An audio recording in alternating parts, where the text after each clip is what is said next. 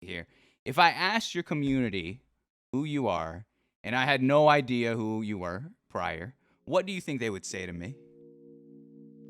Probably stuff that you couldn't say on stream. I'm just kidding. I would hope that they would say like a friend, which I'm still I'm a pal. I don't know. I hope they call me a fucking I hope, friend. yeah, I hope that Holy they shit. like me. The bar No, is I so mean, low.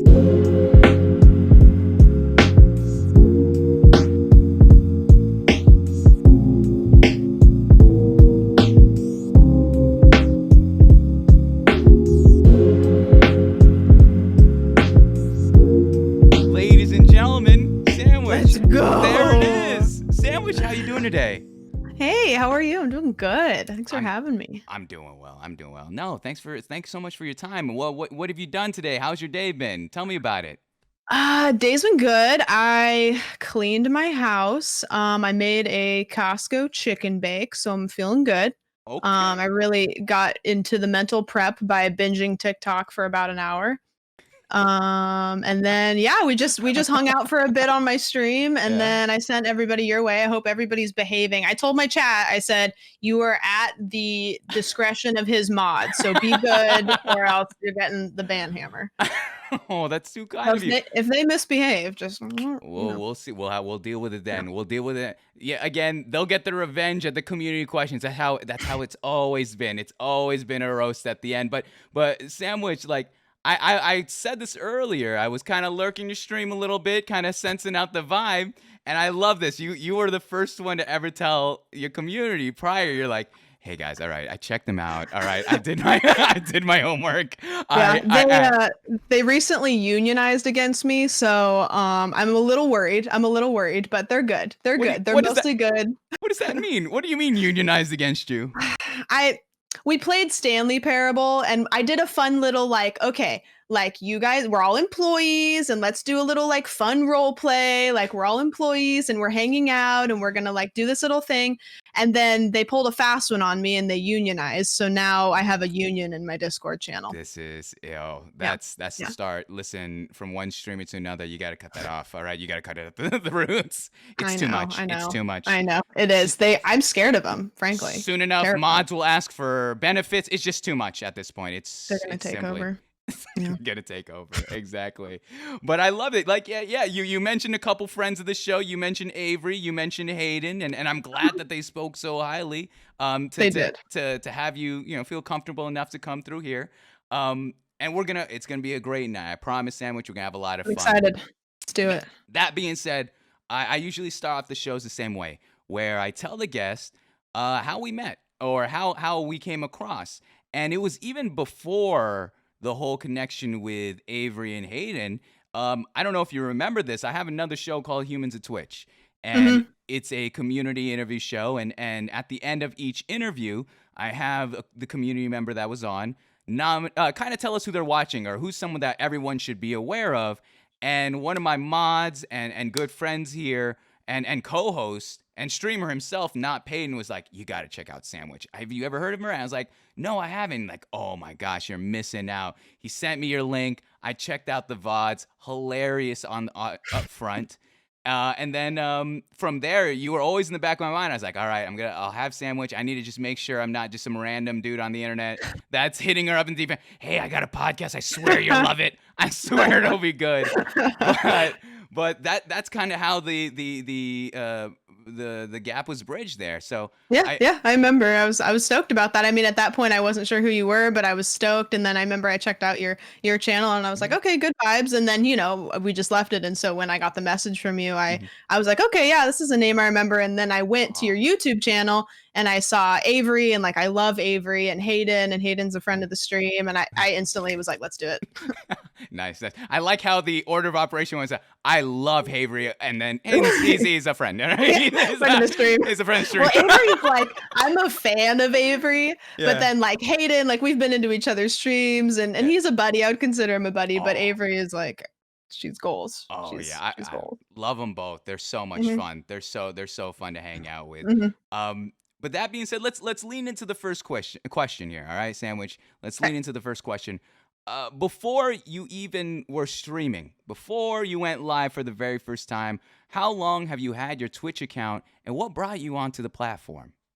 Um, I think I actually was thinking about that the other day and I went to check because I was gonna guess like 2017 or something like that. And I checked and I had it since like 2015, I think is when I got it. And Whoa. I think I got it. You know why I think I got it, which is weird because like I play like Apex Legends in my off time, but I'm not like an FPS god or anything. But Mhm. I think I got it to watch Shroud, which is like I never watch Shroud now. And so I was like, oh shit, I have a Twitch. And so it was just an account that I had that I like never used. And then, I didn't pick it up until I started thinking about streaming. Do you even remember what Shroud was playing? What made you Oh, go there I would at think it was 2015? PUBG because I was playing PUBG. Mhm.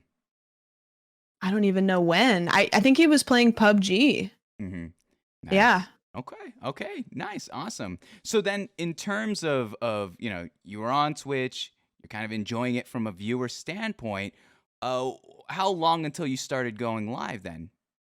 Um, well, I did my first stream. I think it was June of 2020, like the end of June of 2020. Oh, wow. Yeah, so we had a roommate that was in this room and then he moved out. And so I moved all my PC stuff into my room. Mm. And at that point I was playing a lot of Overwatch and I was like, I'm gonna just go, I don't know, I'm gonna just go live. Like we'll just try it. We'll just see what Yeah. happens. And so I went live, no camera, like I didn't know what the heck I was. I think I went live from like the AMD like graph, like I don't even know what I was using. Uh-huh. And I was like, okay, that was stupid. And so then I didn't do it again. And then I thought about it a little bit longer and I was like, okay, this would be fun. And I have a friend, an IRL friend that streams as well. Oh, The cool. the straws. And so he was doing it and I didn't understand that with Twitch I thought that it was like Ninja and Shroud and then nobody. You know what I mean? Like Yeah, I yeah. didn't realize there's this like really great mid ground where you can have like a community that you can actually talk to, like because when you watch, Shroud's, I keep using Shroud as an example. I don't Mhm. really watch Shroud, but we'll just stay there. When you watch Shroud streams, he's got so many people, he's not really talking to chat. And Mhm. like that was the expectation. And I was like, well, I'm not good at video games. And like, and like, why would I stream? And then my friend, his stream, it's like he's interacting with people, he's talking to people, he's Mm. playing games that are like not shooter games. And so I didn't really know that there was a whole side of Twitch like that. So then Yeah. I was like, yeah, let's do it. And so I just did it and it was rolling and it was fun. And I literally had a ball ever since. That's awesome. What Mhm. what was it then in terms of your first stream? Can you remember what it felt like? Do you remember what you were doing? Do you remember even just the general flow of that very first stream? It was terrible. It was the general flow was terrible. Why? What Awful. was so wrong? I remember so the walls in this room, you can kinda tell they're like a greenish color, Mhm. and so I was like, fuck it, we'll make it a green screen." And so I remember I turned the chroma key on my webcam, and so it was like I have like an old VOD of it Yeah. somewhere, I'll have to find out, where it's like you can barely see me because the green screen's like leaking through my hair and stuff. And I was streaming Yeah. Overwatch, and there's the funniest clip. I wish I could find it right now to show it. Mhm. I'm just talking to nobody, and I'm saying like the most awkward, just like just babbling on, saying Mhm. nothing. Mhm. And I streamed for I think it was like me, and then like one of my buddies popped in at some point because I asked him to. And that was it. You didn't go the fake account route where you just make one? No, so you did it with honor then. You're Yep, I honorable just dove streamer. right in, feed in, yeah. But it was good. It was fine. And then, it took maybe like 1 or 2 or 3 streams, and then I had like a couple Mm. random people popping in, and then it kinda just to be honest with you, like, it sounds like, egotistical, but I didn't No. have a very long time where I was streaming to nobody. Yeah. It kind of picked up, but from the second I started, I was Mhm. like, "I'm gonna put 100% into this, or I'm not gonna do it at all." And So that's huge. I think that mentality alone is what separates a lot of streamers from either plateauing or trying to still find their footing. It sounds like you came in with almost already an identity and knowing who you are and what you wanted to do. yeah. When did you kind of realize that, oh man, oh shit, things are picking up. This might be, I might start thinking about that check mark. I might start thinking about doing this. for more days a week or for longer extended time frame there? I think so. I One of the biggest things for me that's helped is posting on TikTok. Mm, And so I was in that probably 20, 30, 40 range viewer mark. And I started posting on TikTok, and I made this huge jump from that to like 70 viewers. And so all of a sudden I went from like, this is fun. We're just gonna do this. I'm meeting some I've met some just, I mean, you probably empathize with this. You've just met really mm, amazing people and made good exactly. friends and Hmm. people that share a lot of interests. And so I was like, that's cool. If I get that out of it, then great. But then I hit that jump where all of a sudden it was like, oh shit, like partner could happen. Like that's not just like a maybe, that's like a we can do it. Hmm. And I think once I had that like check mark insight, I had to decide like, is this something I'm going to do in my off time or is this something I'm going to make time for? And I decided to make time for it. I love that. I love that a ton. I think that's so true because you gotta to come in with the prerogative of being partner is very bold, in my opinion. That's a Sure. from especially before you can buy affiliate back in the day where it's like, all right, 5 viewers is even like, all right, where is that gonna come from? That's not a bot, or again, my other computer or my cell phone. So looking at that next step and climbing that ladder and achieving it like you have, that's awesome. That's huge, and I think that's really affirming of what you've done here on the Yeah, platform. thank you. Uh, I do have a question too. In terms of like women streamers, I think that's something that's been a bigger topic here on Sure. Twitch nowadays. And I myself, before I was even streaming, I was modding left and right. I was just trying to learn the landscape of what this platform is. And there is a stark difference between modding for a man and modding for a woman. Oh yeah. It's brutal. So Yeah. I would love to ask you, what advice would you give to especially smaller to mid-level streamers that maybe don't have the community that can help back them up and be like, hey, we're gonna dispel all these creeps or these people that are pressing up. What would you tell to those female streamers that are dealing with kind of just the general harassment of online here on Twitch? Mine is just set an expectation for yourself and your channel. And even when your numbers start to get higher, don't budge on it. Yeah. Because that's the one thing that's going to make you want to budge more than anything is you start seeing numbers, you start seeing success from certain things. All of a sudden, maybe you get people in your channel that you're afraid, like, I don't want to tell them no, I don't want to ban them because all of a Hmm. sudden, this and that.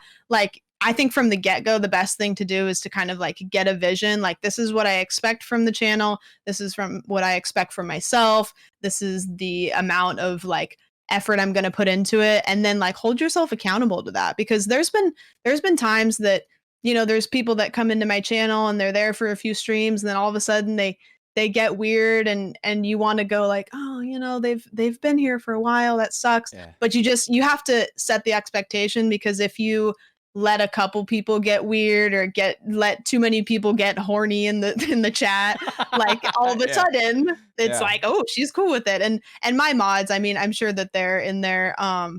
They're great. I mean, like they know my brain, and like most of the time if I see a message has been deleted and I go and look and I'm like, yeah, all right, that makes sense. Solid. So just and you picking your mods. I mean, even if you're a small streamer and you don't feel like you need mods, it is really nice to have mods that kind of vibe with you so that way like you can just, weed stuff out before Yeah. it gets too, prevalent.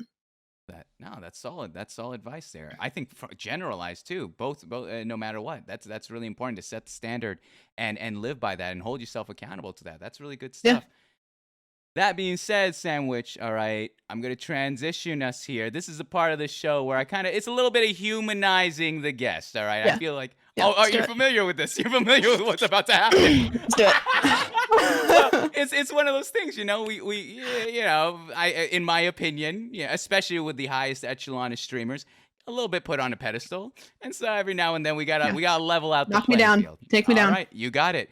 Go. I'm on your page right now, and I have 4 clips that I just want to talk about. We All right. just we're just. Let's go. Are you okay? Oh my gosh, Yeah. this Yeah. is gonna We're be a good. speed round. I'm switching over to cameras right here. You can turn on the volume on your end to pay attention here. But this one's actually really cool. I love this a ton. I think I've never seen this before. And to set it up, it is you are playing. Well, actually, let's let the clip stand for itself at this point. It's bring out the 53 foot cams. seconds. Let's go. Okay. All right. Let's see what we've got here. 53 seconds.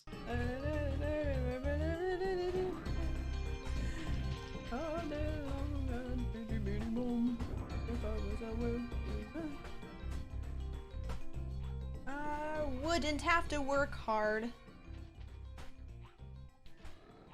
Gotta kind of ride the wall there. Ladies and gentlemen, boys and girls, we have a winner! Let's fucking go! How, boys! First of all, were you beat Spyro the Dragon on a DDR pad? I'd like to thank my mom. I'd like to thank my dad. I'd like to thank my guy at H&R Block. tax season? You're right. You're right. It's the only right thing to do. Yeah, don't forget to thank your H&R guy. You can do anything. You can dream anything. First off, all right. Were you what was that song? Were you singing a certain song? Was that Nelly? Yeah. Na-na-na-na-na. Yeah. It's from Fiddler on the Roof. It's a banger. I'm pretty sure Gwen Stefani did like some sort of sample of it called Rich Girl. So, but know your roots. Oh, make sure you know your roots. All right. You're right. You're right. But secondary too is you are playing you're playing Spyro on a DDR. How did this even come to be? How does this work? I've never even finished a game when I was a kid. So let alone seeing someone finish it on a DDR pad is just extra disrespectful to me. Yeah. Well, first off, I'm a gamer. So from head to toe. Secondly, so Spyro is my favorite game of all time. I have like a Spyro tattoo. You can probably see Spyro in the background here. First video game I ever played in my life. Love it. And so I wanted to stream it, and I was like, how am I going to stream a game that came out in 97? Like, I think most people know about it, but they don't really like it as much as I do. And so I was kind of like, we were doing Dark Souls at the time, and I found there was a gal that beat like the hardest boss in Dark Souls on the DDR pad. And I was like, that's insane. I can't do that. But I can play a game that came out in 97, maybe with my foot pad. And so I went on Amazon and I was like, damn, I can get one. And so I ordered it. And I did it. It probably took me like 30 hours. It took a really, really long time. But it was fun. It was super, super fun, really hard. But I actually on Monday, so the world record holder for speedrunning Spyro the game. Okay.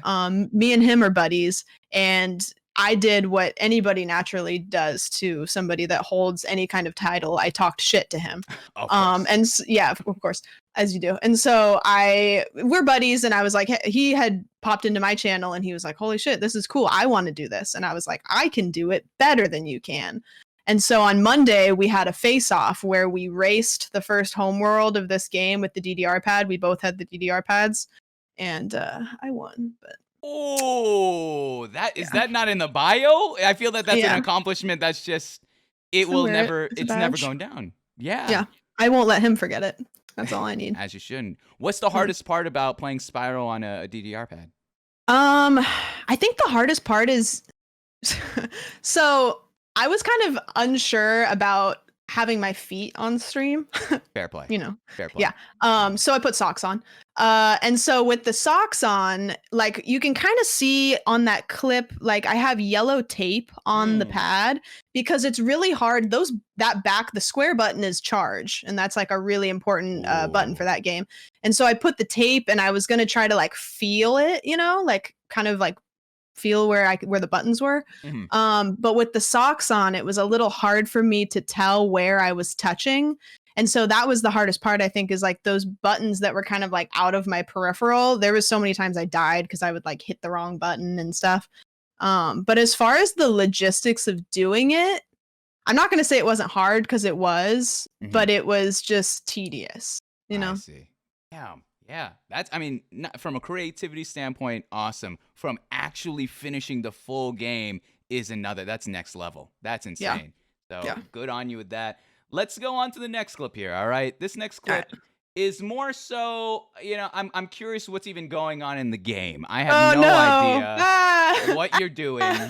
And I will say this, Sandwich. I'm gonna ask your permission. There's one clip I did not know I could show here. If it's on Twitch, it's fair game. It's You the do Danny you. DeVito one. I wanted to, Oh yeah. so Yeah, let's show that one. They love that one. I don't know. I can show crack. I was just like, Yeah. what the? Oh Yep. my gosh. Oh, I love that one. But I might have to save that one for Twitter. But let me see here what's going on here. Let's Okay, take a yeah. look. 25 tear it up. seconds. Let's see what's going on. Musical chairs that I've ever heard. Okay, no, come on. No, this one is better. Come on, buddy. I just need you to sit down in the chair. I just want to do it because this is what everybody wants. Okay, fuck you, buddy. This is no fun at all. No fun at all. You're playing yakety yak with a dead body. What is this? What's going on here? Give me the context. Give me the context. Of this So we were playing Hitman 3. I'm trying to remember if that. So I played Hitman 3. It was super fun. And then I played Hitman 3 again, but I did a food only run. That's what it was. So the only weapons you could use were things that were food. And we found this room in this mansion that's one of the levels, and I don't know, it's like the 50 Shades of Grey room or something. It's like you pull a lever and it opens up, and it's just a chair in the middle of like an empty room. And the chat, chat as chat does said, put the dead body in the chair. Of course. And I couldn't, so we played musical chairs with the dead body. You circled it around. That was I've watched this at least 2-3 times, and I was like, is this a mission? Is this I legitimately try to get the backstory. It made no sense, but I love the back song behind both the Yakety Yak as well as I'm trying to remember the Curb Your Enthusiasm theme, man. It's classic. Those are classics. Yeah, I don't know why, but it happened. That's how it works. That's how the brain works. That's the entertainer in you there. Yeah. These next two clips here, Sandwich, I think they go hand in hand. All right. Run it. Do you believe in Freudian slips? Yeah. All We right. know those on my stream. All sometimes. right. Well, this one is titled "It Was Uncomfortable." Oh yeah, that's a good one. What you just? Oh, okay. Here. Oh, this is a good one. Yeah, this is. Let's get this shit over with, moms. Let's get the show on the road, moms. Let's get the show on the road. Why do you think I saved it for last? All right. You know I got this. Yep. It's elementary. All right. Let's see what's going on here. Let's give it a listen. 33 seconds on. It's just they were like fogging up for me. It was horny. Nope. Okay. Here's what just happened. I just read Big Bonkus say, "Wait, who bonked?" And I meant to say it was uncomfortable, and my brain was thinking about horny jail. So I said it was horny. Yep. Yeah. Okay. I explained it. There it is. I don't know what's more impressive, how slick you were to bring that in. Let's just say, yeah, that's horny, and then you caught yourself. You're like, oh fuck me. All right, that's being clipped. But second, the chain of event that went through your mind of trying to explain, that is insanity. You're like, no, I swear, I saw someone in the chat who there's a bonk horny was the joke. Are you? And that's the story we're sticking with here. That's the truth. I had to run it back for him because if I didn't, I would just, you get yourself in a hole and you have to like pull yourself right back out immediately, or else Twitch chat never forgets. Twitch never forgets. It's history. It's a time capsule that it's, and I'm glad that was so, like, I laughed at the beginning. I was impressed at the end, where I was like, all right, this is a professional. All right, she covered her shit. This could have gone, again, we talked about, if you allow a little bit of weirdness, they take a mile in this. So you had to cut it at the bud. I just had to put it all out on the table for him and say, listen, I fucked up. I said one fucking word and it's over, all right? I swear. Exactly. That being said, I parlayed it with this next clip here because and it's titled "What Should I Say to This Girl That I Really Like?" Yeah, that's a good one. Because Yeah.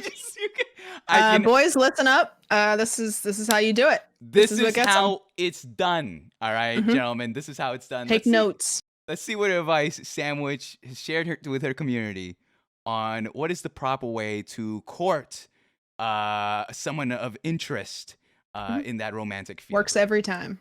Every time. You got a dump truck. Do you even know? That's just crazy. Just an absolute dumper. You girl, you think shits with that ass? Cause that shit crazy. Absolute dump. Girl, you take shits with that ass. Works That 50% shit's of the time, every time. what was going on in this clip? What was going through your mind? Because you could see in your face you were thinking about saying it, and you're like, "Fuck it, I'll say it. I'll do it. Yeah. I'll give it a little." Yeah, you gotta always run it. That one, I remember, like, you can see on my face, I think I had like a really bad migraine during this headache or during this stream. Mhm. And so I remember this moment because somebody had like said, we were joking about that. And I remember thinking that, and I was like, fuck it, I'm gonna say it. We'll do it live. Yeah, that is so fun. And again, taking full thing. You 100% ran in your mind. You could see frame by frame where it's like, yeah, okay, fine. Like, fuck it. We'll give him one. We'll give him one. We'll give Yeah. him a clip. And Yeah. solid advice. So have you been approached with that kind of line? Has someone tried to spit some games thinking that would work? It worked instantly. Honestly. No, aside from that, honestly, do pickup lines work? Is that a thing? 50% of the time, every time. I mean, I find it corny. I don't know what it is. It's Yeah, just I kind of don't- cringe for me. yeah. The best thing to do is to just stay on Tinder. Fair play. Yeah. Fair play. Yeah. Keep it in the bios. That being said, Mhm. that's all the clips, Sandwich. That's all the clips. All right. That's So good. Those were good. You know, of the ones that are out there, those were it's good. We'll keep it there. And I promise I'll post the Danny DeVito one. I died at the Danny DeVito one. Yeah. I had a few salads the night before, and I was looking at some clips as to what I could use, and I legitimately crying when I saw that shit. I was like, That one was good, and that one was like right when I was applying for partner, so I was like, that might be the nail in the coffin for me. Or, I don't know. Apparently, it wasn't. they actually love that shit. Apparently, that's I They need do. more of that. I need more of that content. But with that being said, that's everything on Twitch. I am such a huge fan of Twitter.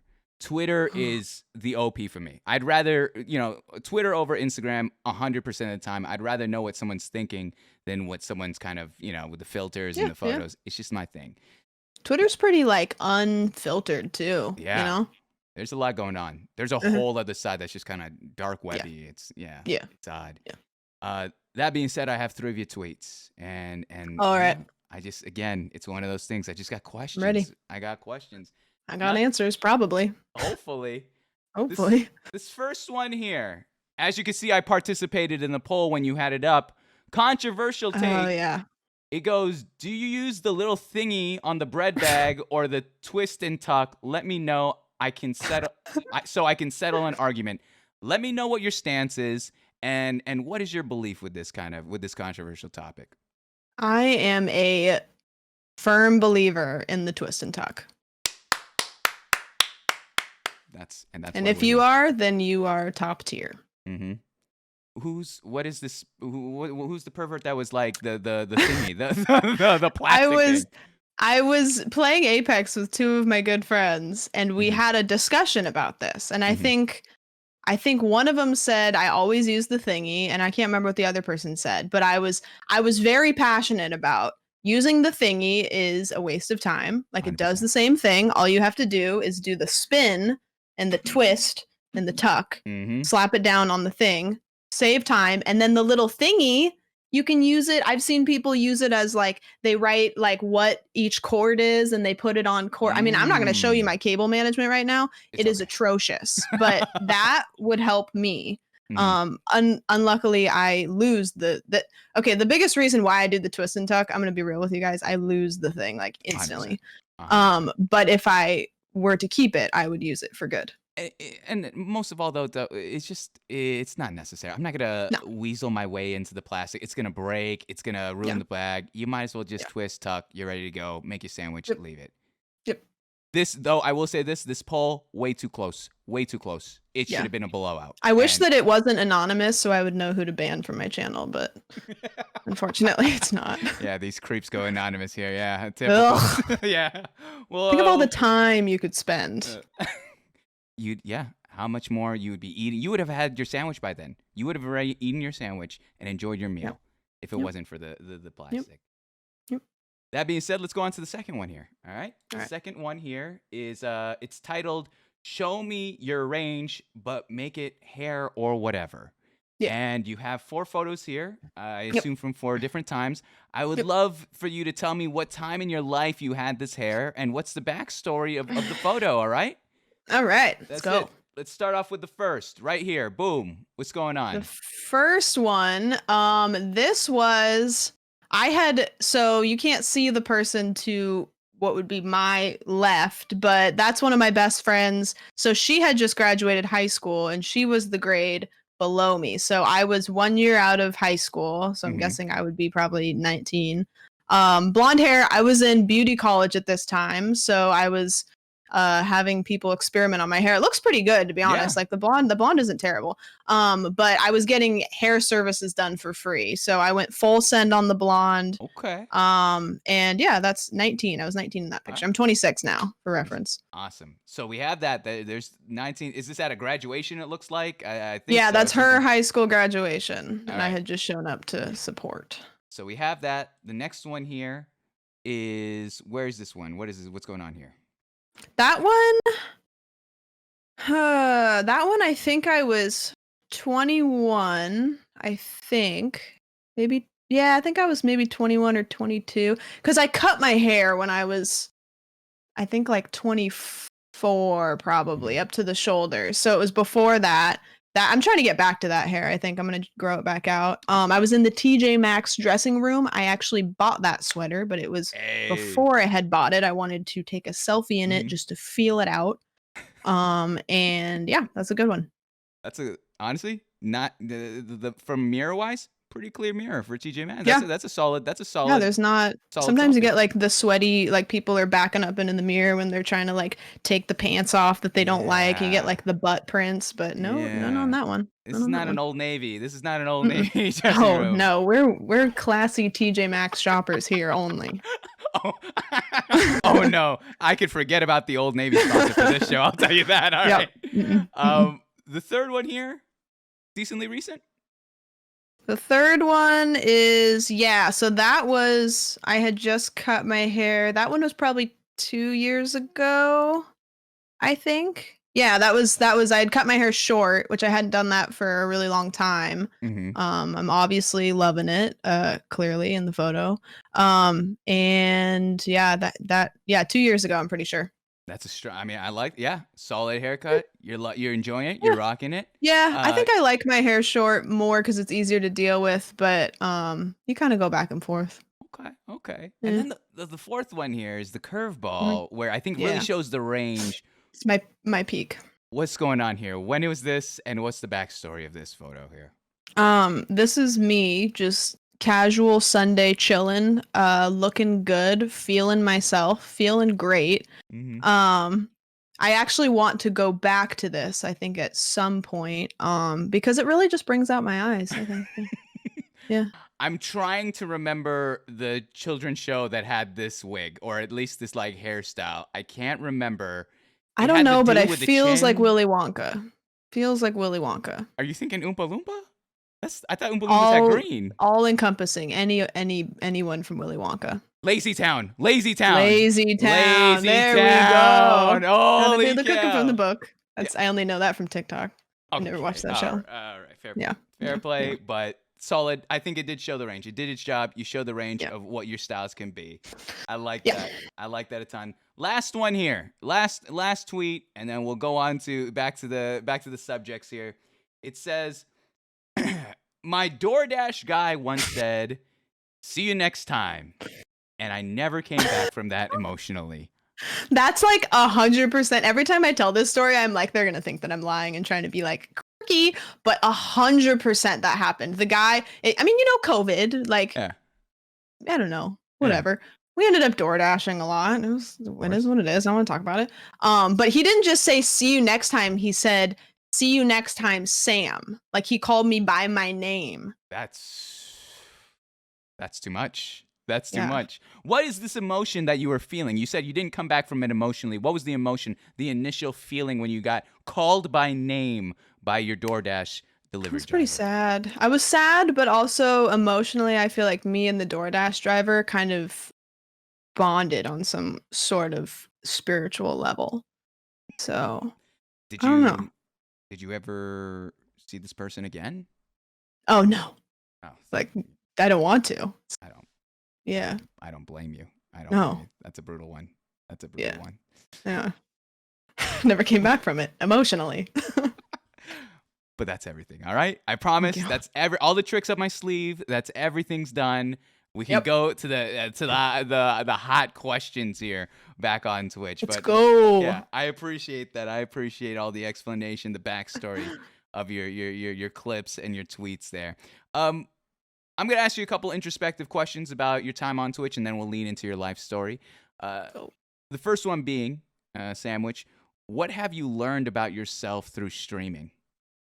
Um, you watch The Office? Yeah. Okay, so I feel like when I very first started streaming, I was like Pam season 1. Like I Mm, wasn't very like I mean I was outgoing but I wasn't very like I'm not going to call somebody out and I'm not going to like go out of my way to like uh make people know what kind of person I am. yeah. And I feel like since I've been on Twitch, I've kind of evolved into like Sam Pam season like 4 maybe. I had like my hot coals moment. Because when you're on Twitch, it's like you attract people that like you for who you are and that share similarities with you. Mm, And they support you and they love you and they're your friends and stuff. yeah. And so I feel like if you are your most like organic form on Twitch, you're going to realize that that's good. Like it's people are going to like you as long as you're not a total shitbag. Mhm. Like people are going to support you and there's lots of people out there that are like you. And so it's just given me like a lot of it's a Okay. lot of confidence to just kind of like be myself.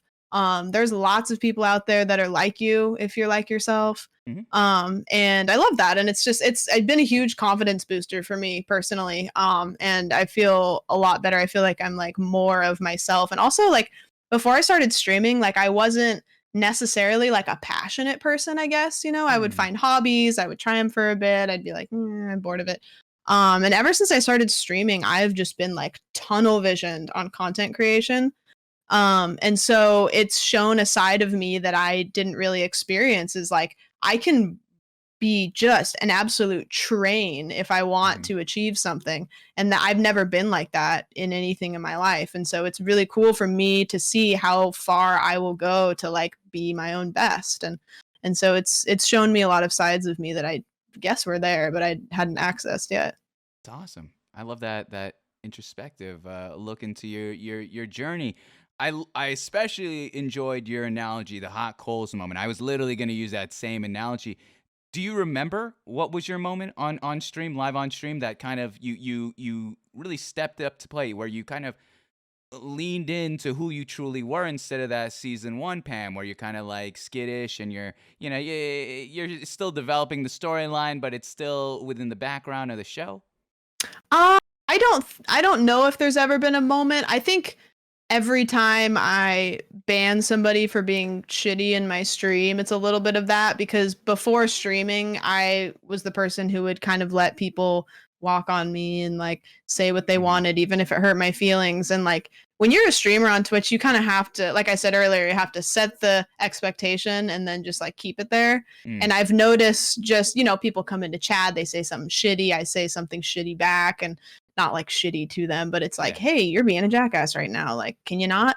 And it's almost like practice. It's like you learn how to like stand up for yourself. And so I've seen that leak into my life. So I would say that there probably ever wasn't a moment, but like a conglomerate of moments. Hmm. And I've been streaming for what has it been, like 9 months or something like that, Yeah. probably. And so, that's not a super, super long time. So it's kind of seemed like a moment. Yeah, definitely. How would you describe your streaming style, Sandwich? My streaming style.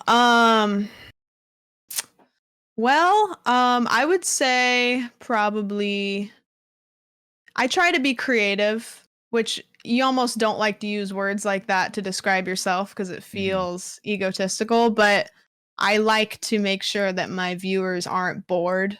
Hmm. And I don't know if I hope that they're not. But there's very rare times that I like to just play a game to play the game. Usually I'm either trying to play a really hard game, I'm trying to take a game and add some stakes to it. Love that. And because it's like that's the thing, is like there's a lot of really good streamers out there that play video games. Hmm. There's so many of them that Hmm. like I kind of like to take what I have and kind of up the ante a little bit. You know what I Hmm. mean? Like like with the foot pad and stuff like that. And I also try to do things that aren't video games. Yeah. Like I do, like, kind of recently I did a painting stream where it was every time people subbed to me, I would make painting more difficult. So I would Hmm. change my paintbrush to something that wasn't a paintbrush.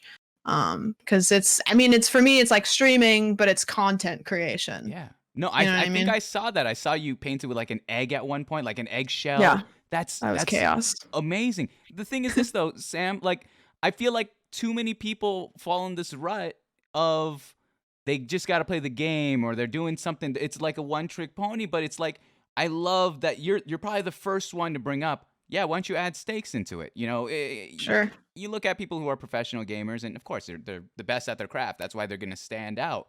But when you add that in extra investment, whether it be with games or even painting with random objects in your room every time something happens, that's a great way to spice things up and keep that flow and that investment going.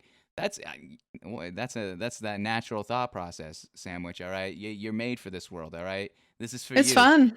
It's Yeah. fun. You have to be. I mean, that's the thing, is like there's a bunch. Like I said, there's a bunch of really good streamers out there that play video games, and I love watching them, and they're really good people. But for me, like I want to make it entertainment. Like I really love my community, and they're super awesome, and I really love spending time with them. But like another whole aspect for me is I just want to entertain people. And so like there's only so many like jokes you can make when you stream the same game every day, you know what I mean? Yeah. And I'm not that's the thing, is I'm not that good at video games. Mm. Like there isn't one video game that I could be like, wow, I am super, super good at this game. So you have to like spice it up and like take it to the next level. And a lot of the streamers that I look up to, it's like they're not just playing games, they're playing games and doing other stuff. Yeah. Yeah. You just told me you're a head to toe gamer. How are you gonna tell me you're not good at games now? And you beat the record holder of Spyro. You're gonna tell me you're not good at games, Sandwich? You're catfishing me Also now. very modest. Extremely modest. Just so humble. It's Yes. just Humble it's brags. Humble of course, brags. of course. Speaking of your community, though, let's talk about them briefly here. If I asked your community who you are, and I had no idea who you were prior, what do you think they would say to me? Probably stuff that you couldn't say on stream. Just kidding. I would hope that they would say like a friend, which I'm still I'm a pal. I don't know. I hope they call me a fucking friend. I hope that Holy they shit. like me. The bar No, is I so mean, low. it's hard because it's if you're saying like one word, I have Sure. no idea what that would be. But I would Anything. hope that a manager. I hope the union. They're unionizing against me, like I said. That's the thing, is like I hope that I'm my hope. I have no idea. I Sure. honestly don't know. Like, but my hope is that I am a safe space for them to go when they just want to like laugh, or you know what I mean, they want to Mhm. like have fun, or like maybe they feel like they don't have a place that they can like feel wanted. And Yeah. I mean, unless you call me mean names, I love all of my community, and they're awesome, and I've made some really good friends, and most of them are like peers, which is like really cool. So I would hope a friend, and I think I'm at that level too, where viewership wise I still can have like a really good relationship with everybody. You know, it's like the chat sometimes gets ripping pretty fast, but for the most part I can kind of, after a couple streams, recognize names of people coming in, and especially if they're in the Discord, it's like they're super cool, like, and funny, way funnier than me. Yeah. So I would hope just an entertainer and a friend. That's kind of my two goals, I think, for streaming. I like that. I like that. Let's flip the question though. All right. How would you describe your community to me? If I popped in your chat and I was like, yo, Sandwich, tell me about these people that are surrounding me here in this chat, what would you say? Abusive. Total bullies. Total bullies. They're horrible. No, they're good. It's they totally vibe with. The one thing I will say about my chat is they're always very good at getting the vibe, like feeling out the vibe. That's huge. Like there's been a couple times that people, like, it gets crazy, like the chat, and I'm like, okay, we gotta like bring it down a notch. But they're good. I mean, they're just good. They're good people, and they're funny. They're really funny. Like sometimes I'll be making a joke and I'll look over and somebody will write something and I'll be, God, that's so much funnier than what I was gonna say. And I'll say it, like I'll pretend that I'm not reading it. I'll like say it as if I just said it, and I'll be like, delete that one. You didn't. I said that. I came up with that. But yeah, they're good. What was the last thing that your chat bullied you on, that kind of roasted you on live on stream? So I have this channel point redemption where it's just a fart noise. I know somebody just wrote that in the chat. And the thing is it doesn't have a visual that comes up. It's just you hit the channel point redemption and it makes a fart noise. So they love to fart for me at the most inconvenient times. Like, you know, loading screen, it gets really quiet and I'm sitting there and just like Classic. That's good. They love that. I love that. Yeah. And how much is the fart? How much is the fart redeemed? I don't remember. It's like enough that I don't want to kill him yet, but I can't remember how much is it. 3K? 3K. Okay. They know. Fair play. They're all Fair saving play. up for it. Fair play. All right. And there it is, Sandwich. There's the first segment. All right, you did it. That's the intro. That's the stream off. There we go. And that being said, we're leaning into the heart of the show, which is the life story. You know, who the streamer is outside of the monitors, the overlays, green screens, whatever it may be. However, I usually use this. I've trained my body. You're the 66th show I've done. Let's go. And it's insane. This is insane. I trained my body to always use the restroom at 3 specific points, and this is one of them. So do you have to use the restroom though, Sandwich? No, I'm good. I haven't drank any water at all because I'm prepping for this, because usually I am just pissing my pants. It's a casual show. You could have eaten here. I would have not. You don't wear a diaper when you stream? My community thinks I'm old enough that I should. Okay. All right. Okay. They're streamer tip. Diapers when you stream, expedite the process. Get that Depends money right there. Get that Depends sponsorship. All right. The chat's yours. I'll be back in about a minute and a half or so. All right, cool. What's up, gamers? How's it going? I saw my mom was here. Hi, Mom. How's it going? Hi, Mom. How are you guys doing? You guys enjoying the show? You haven't unionized yet, so that's good. I'm proud of you for that. Do we have a diaper emote? No. Yeah, it's going good. This is good. We're having fun. Look, Mom ate it. Yeah, no fart redemptions in this chat, unfortunately. I can try to do it in real life, but not that easy. There's still time left. Just got here. A pleasure to meet you. Hi for all the people that are organically here and didn't come over from my chat. Happy to meet you guys. Yes, everybody say hi to SAMWITCH. My biggest fan.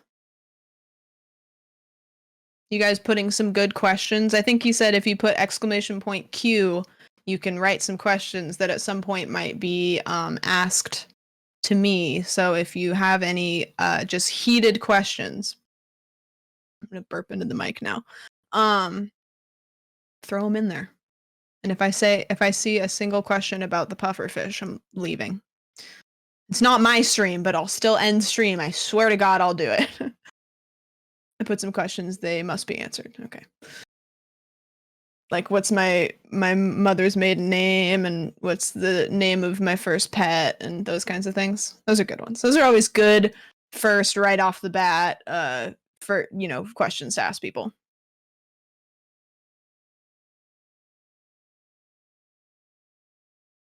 It says, sorry, Moms isn't responding. He's trying to interview the guest.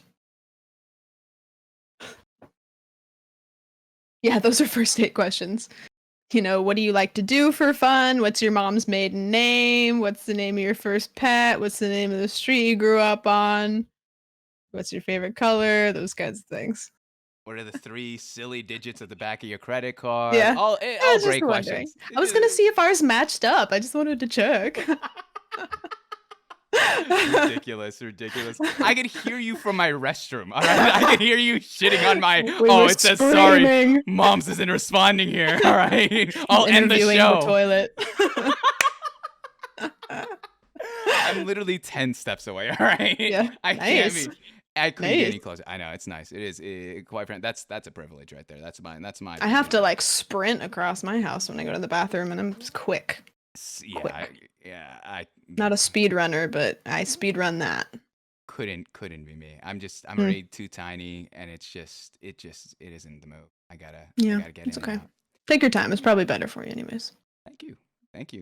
Yeah. The ongoing bit is that I'm a million years old. I'm only 27. Don't let these people fool you. I don't know if they're talking shit, prior to me being here, but only 27 there. 28 in a month. That being said, Damn. Okay, all right. That was. I'm 26, so does that make me 900,000? Twitch is a young person's game, Sandwich. Apparently, okay. Twitch is a young person's game. No, I feel it. 26 isn't old, but then I get on Twitch and I'm like, hey, you pog champs, how's it going? It's ridiculous. I tried to talk about MySpace once. I got destroyed. Yeah. I got decimated. And they're like, oh, boomer, zoomer. And they started talking TikTok shit. And I was like, your skinny jeans and your side part. Yeah. All right, calm down. Yeah, relax. I didn't ask for this shit. Relax, guys. That being said, all right, we're leading into the heart of the show here, all right, this evening. Before we even get started with any of the topics, with any of the questions there, I wanted to make sure that you knew, as well as everyone that's watching here live or maybe on YouTube or Spotify, Sandwich, if I ever touch on a topic or if I ever ask a question that's too far, feel free to either stop me or give a general answer. We can move on. Yeah, thanks. This is not one of those gotcha shows. I could care less about the drama, and I usually try my best to make it less about, if there is drama, the other person, and more about your introspective thought processes during those events. And so that's open-handedness. That's how I run the show. I love it. I appreciate that.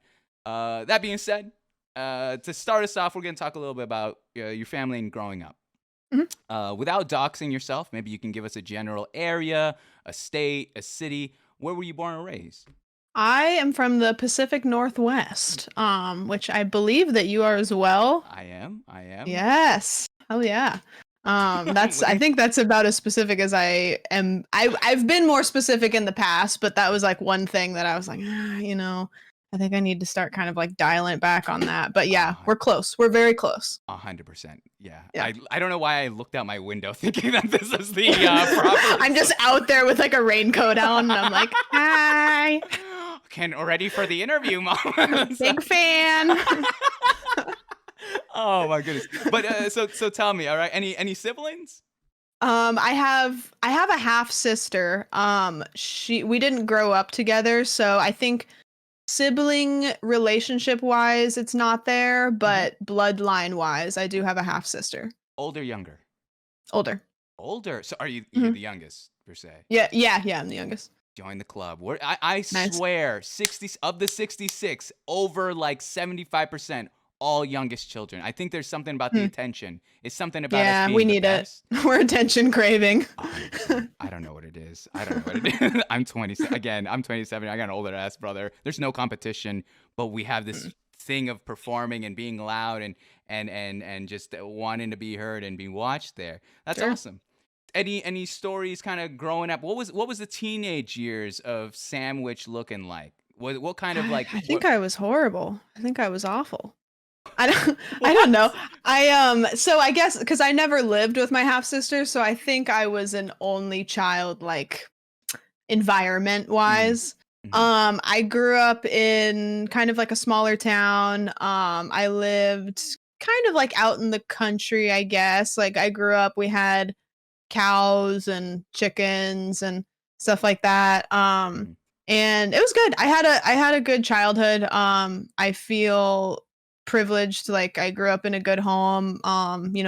Two parents that love me very much, and my mom's here. I saw her. She was I in your saw, yeah, chat. I got you. Yeah. I got you. Yeah. So I'm obligated to not spill the tea. No, I'm just kidding.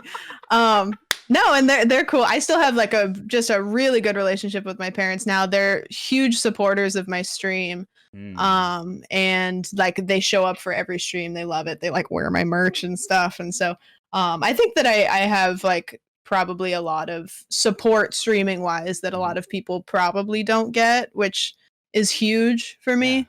yeah. Just go ahead, say what you want. I dare you. Just like whatever you What want. what was it like? I think that's always a big thing, usually when their kid tells a parent, "Hey, I'm streaming," or "I want to be a streamer," that's always a big Yeah. conversation because there are stigmas about the internet that they aren't lies, where it can be dangerous, it can be a lot. How was it having that conversation with your parents? It was pretty easy. I'm trying to remember how it came about. I held off on talking to them about it until I saw it as something that would be kind of in my future for a while. Mhm. My mom like plays video games a little bit. My dad, I don't think he ever played video games. And so I think it was like it got to the point where they're business minded. I think it got to the point where like financially I could see it becoming more more than the I have another job. I work 2 days a week, so I Mhm. I call it my part-time job, but Yeah. streaming is basically my full-time gig now. Mhm. But when it got to the point where it was like, "You know what? Like financially, I think that this is probably going to be, the thing for me."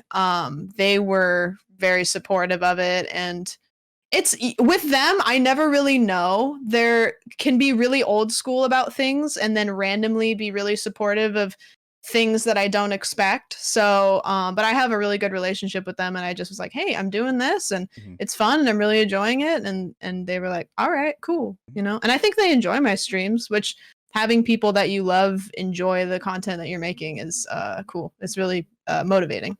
That's awesome. Awesome. Growing up, I'm always curious about the whole terrible teens part of people's lives because especially during those high school years, and we'll get onto that in the next segment. But those high school years, we always kind of we're mad at something, mad at the world, trying to figure out Oh yeah. identity. What were you like growing up in those kind of 13 to 18-year-old time frame? I cared a lot about what people thought. I mean, I would say most people do, especially for that period of time. You're trying to Mm, fit in, you're trying to figure out who you are. I didn't have any older siblings to like look up to. And so I was trying to do the most. Like I'm a social person, I guess. Like I was always wanting to be at the thing, like the football game or the party or whatever. I just always wanted to be involved in like what was going on when I was growing up. And mm. I like when I think about high school and stuff, it was like I always say it's like the most fun you never want to have again. Like I enjoyed it. I Like I love had a that a good lot. time and I had good friends and I'm still pretty Mm. close with some of my high school friends and stuff. But yes, I mean it's rough for everybody. It's cringy. But yeah, yeah.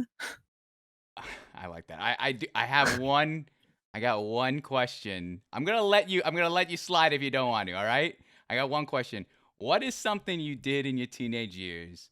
The parents don't know you got away with way back when, all right? It's old news. So now we're 26, we're much older. But what's something way back when that you did under the nose of your parents that you got away with that now you could talk about over 10 years Mm, later? Well, I I actually told my dad this at my wedding. I was like, I'm finally gonna like let it slide. Um, Me and one of my best friends, we used to, I guess for legal purposes, we used to steal his adult beverages in the middle of the night. And he used to swear up and down that we were doing this. And my mom was like, no, no, no, you're just drinking more than you should be. Like, just whatever. And he told me that he used to put a line. He used to put a line on the bottles, and he would be like, "They're doing it! I swear to God, they're doing it!" And so me and my best friend, we used to get just silly upstairs in my bedroom while everybody was home. And I finally told him that, and he was like, Mhm. I could see his face getting like red, just like getting red in the face. That's insane. That's hilarious. Yeah, What was yeah, the yeah. drink? Jack Daniels. Jack Dan- oh, You know what we used to okay. mix it with? What? Peach Snapple. That dark on dark? What is this flavor profile? Makes you want to throw. It was just all we had. Like we were like, well, we got peach Snapple. We My have no dad's got Jack Coca-Cola? There's Daniels. no Let's go. any other soda? So gross. So gross. It's like it's disgusting. That's it's the same color. It's the I know. same. Oh my goodness. That's Yeah. ridiculous. What if I Yep. told you this whole show was just your mom asking me, all right, moms, I need you to do me one favor, all right? You can have the whole show. I'll get my daughter on. Just ask this one question. I need this. I Just need get the this. dirt. She knows all of it. She knows all of She'll it. join us in Like the call. literally everything. I don't think I'm trying to think like me and my mom we are tight. Like I really Heck don't yeah. think there's like a single thing that she doesn't know Hmm. about me other than stuff that's just like you know what I mean? Yeah. Stupid. But I really like all the stuff that I did growing up is like, yeah, I did this and this Yeah. and this and this and I used to do this and I snuck out this night and It's actually really liberating because I'm going through Yeah. that same stage. Like we're at that age where it's been 10 years. What's happened in the past is in the past. We're still alive. Yeah, We're not yeah. corrupt people, but it's just kind of it's interesting telling your parents like the dirty laundry and them kind of knowing some of it. And they're like, "Oh, I was She knew suspicious." everything the whole time. Like that's the thing I think about parents is they decide where they want to bust you on things because if they bust you, you're going to find a sneakier way to do it. True. And so I mean, I would assume you're like, you know what? I know she's doing this, but I'm gonna just let that one go.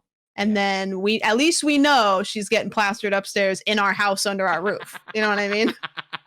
You just had a little bit more. I Yeah. love that. I love Yeah. that reasoning.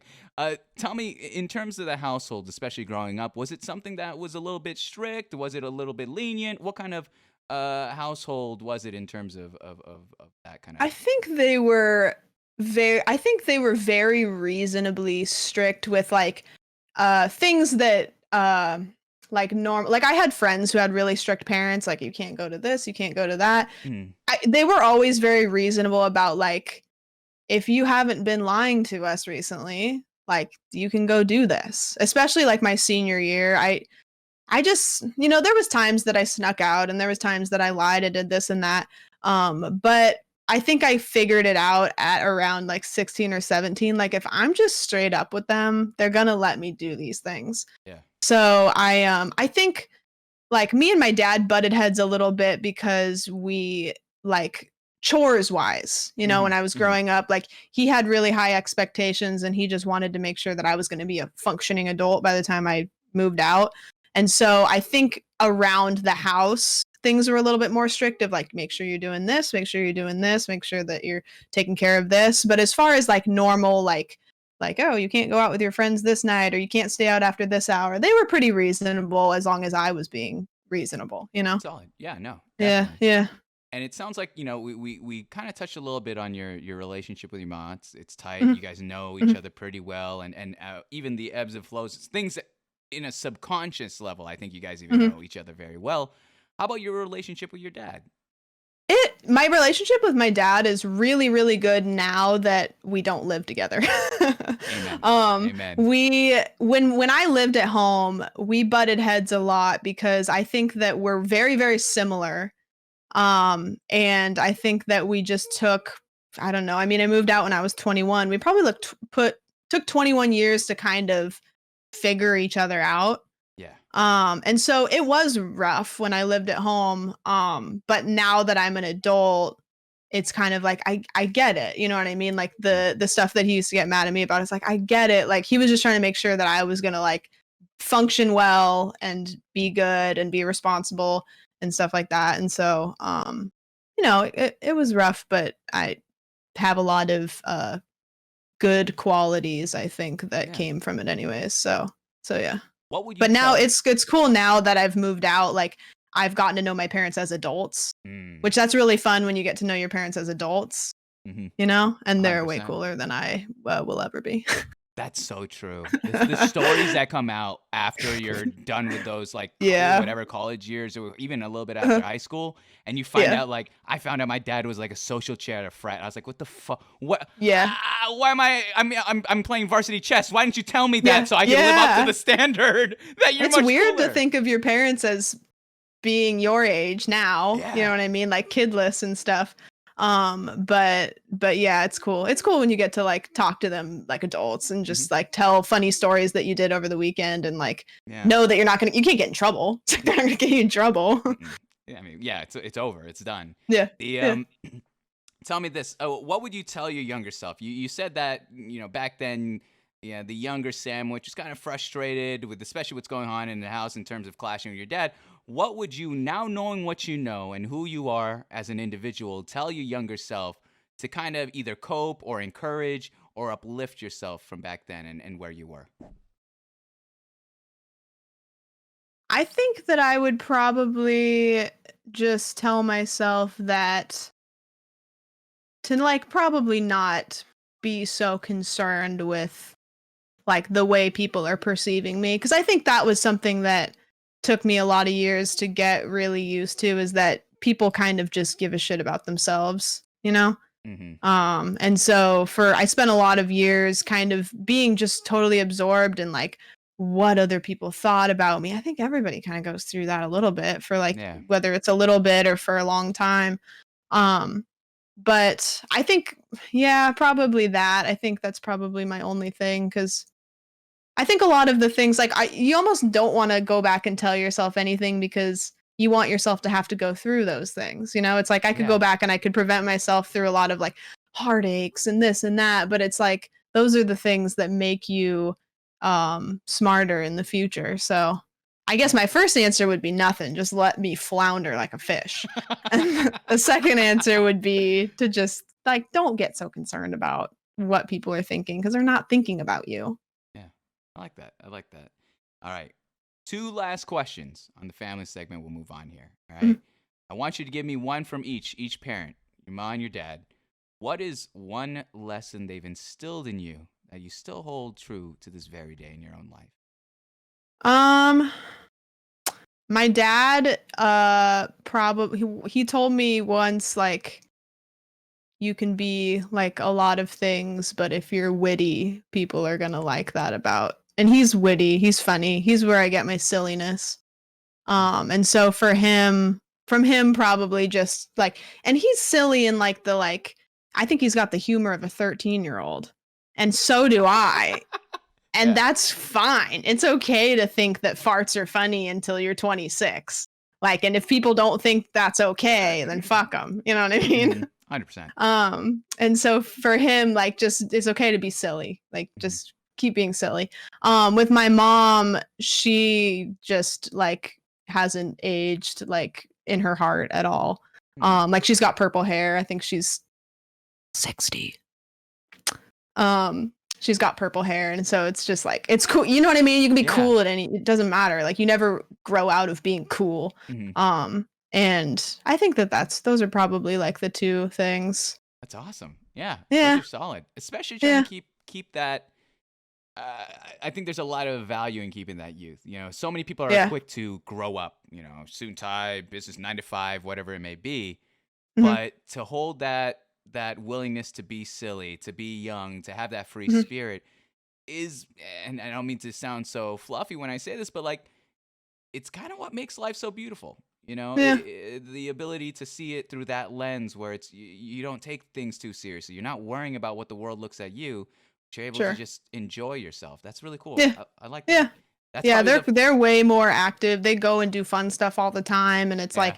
like I haven't seen them get old yet. Hmm. you know? Hmm. So it's cool. It's cool. Again, it is rough seeing that our parents are cooler than Yeah. us. It is rough. This Yeah. is, I don't know. Yeah, this is the Twilight Zone. Um, Yeah. let's roll into the next part, which is about the least sexiest topic, education. Let's So go. I usually jump right into high school. I think high Mhm. school is the most transformative part of one's teenage years. You're really thrown into that, whether it be peer pressure or cliques or drama. You really get the whole brunt of it in high school. So let me ask you this as a starter question. You're familiar with the stereotypes, you know, the jocks, the popular kids, the nerds, the emos, the outcasts. Where would you classify yourself back in high school, Sandwich? That's such a funny question because my high school, we didn't have enough people to make cliques. Like, I think we had like, I don't know, probably like 500 people. Okay. And so it was like there was no there was like so there was like kind of the art kids, but the art kids were also kind of the jocks, and the jocks were like also kind of the stoners. And so it was like there wasn't really cliques per se. I would say that I was kind of friends with everybody. Yeah. But I really don't know where I would put myself in that whole like click thing. But I really did, and I still do. Like, I just like to be friends with people because they're cool and they make me laugh and I vibe with them. Yeah. And so like when I was in high school, I got voted like most artistic. And so like I had a ton of art friends. But then also like I think a majority of my close friends were jocks, but like I'm shit at sports. Like I would Mhm. not title myself as a jock at all. I was like an empathetic jock. I was like, Mhm. get him, you tear it up out there, Tiger. Um, I was a big supporter. Um, Gosh, I don't know. Yeah, Yeah. I probably would say none of all and none of the above. I'll hit you with a couple easy ones, and then I'll hit you with the left hook. All right. The easy Mhm. ones are, what was your favorite subject? All right. What was the thing that you're Probably killing? art. I liked art, and I really liked any kind of like creative writing class. And then also, not a shocker, my favorite class was broadcast media, which is where we would it was like a film class where you made film. So it was like we would do the morning announcements live. Mm-hmm. And then you could make videos, and we would play like a video before and after the morning announcements. And that was my favorite class. I did that all of the years that I was in high school. And the teacher was really cool. So anything that was creative, I liked science. I hate like math, It's a history. wrap. Don't want it anywhere near me. But the more creative it Mhm. became, the more interest I had. Any co-curriculars? Any bands? Any instruments you play? Any sports? I did dance team all 4 years. No, all 3 years of high school. I didn't do it my freshman year. And I did we called it was like leadership. So there was like Mm. usually 10 of us, and we ran all of the school dances. We ran all of the school events. We did all kinds of like I was it's like a class president type deal, but we did like any organization or any event that the school has, we run everything. Awesome. And so I did that. You can only do it 3 years. I did that all 3 years of high Mhm. school. Nice. And so I was pretty involved, but like I said, I was like an only child, and I Yeah. lived out in the country. So it was like Mhm. the more time I got to spend at school, Yeah. the more social time I was having. Cause once I went home, like I was home, and like I graduated high school in 2013. So it was like we had MySpace. Facebook was kind of becoming a thing, but it was like when you're home, you're home. You're Like done. Yeah. you can text people like if you have enough minutes left on your phone, but Oh you my know. gosh, that's a hit on. Did you have a Yeah. Fave 5? Did you do T-Mobile?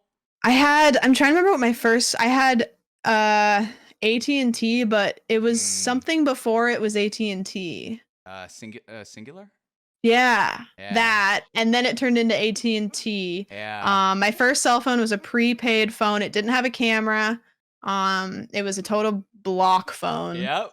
And then after that broke finally, I got one of the slidey, I think it was like the slidey keyboard. Like the I w Sidekick, the Galaxy, there's so many. I got I way don't into. know, but I wish that iPhones had a slide out keyboard still. It That was feels like good. the pinnacle of phones. Like you could not look at the phone and you could just type and have that click feel. Yeah. Click, click, click, click, click. Oh, Like in so class, you don't even have to look. You like Mhm. T9. You remember T9? Yes. You just go Yes. like type out like a huge love letter to whoever you were dating in This high school is and on T9, like while it was in your pocket, you didn't even have to look.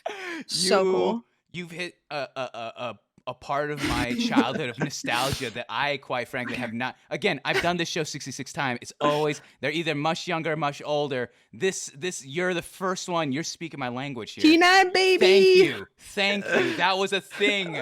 The love letters, the MySpace blog posts, you know? Oh my God. It's like I don't want those back, but I also those were like so much fun to do. The Yeah. MySpace, like the questionnaires, you know? Yeah, yeah, yeah. Oh my God. MySpace was fire. I talk about MySpace on my page like all the time. It's like if we could bring MySpace back, the world would probably be Easy. okay. We'd be Easy. fine. That the second the MySpace, like, where's Tom? Is he okay? Does somebody need to check up on him? He's doing well. He popped up. He's He doing popped good? up. He's doing Okay. well. I actually, this is how I actually judge a person too. How many top friends did you have? What was your list of top?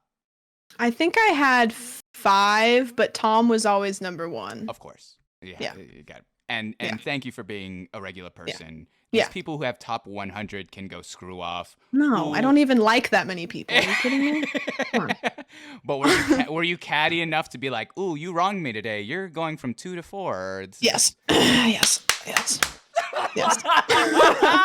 Thank you. Why do you think I made my own website, Sandwich? Yep. Mom's offline, so I can do this. Ooh, this guest pretty, pretty good. I don't know.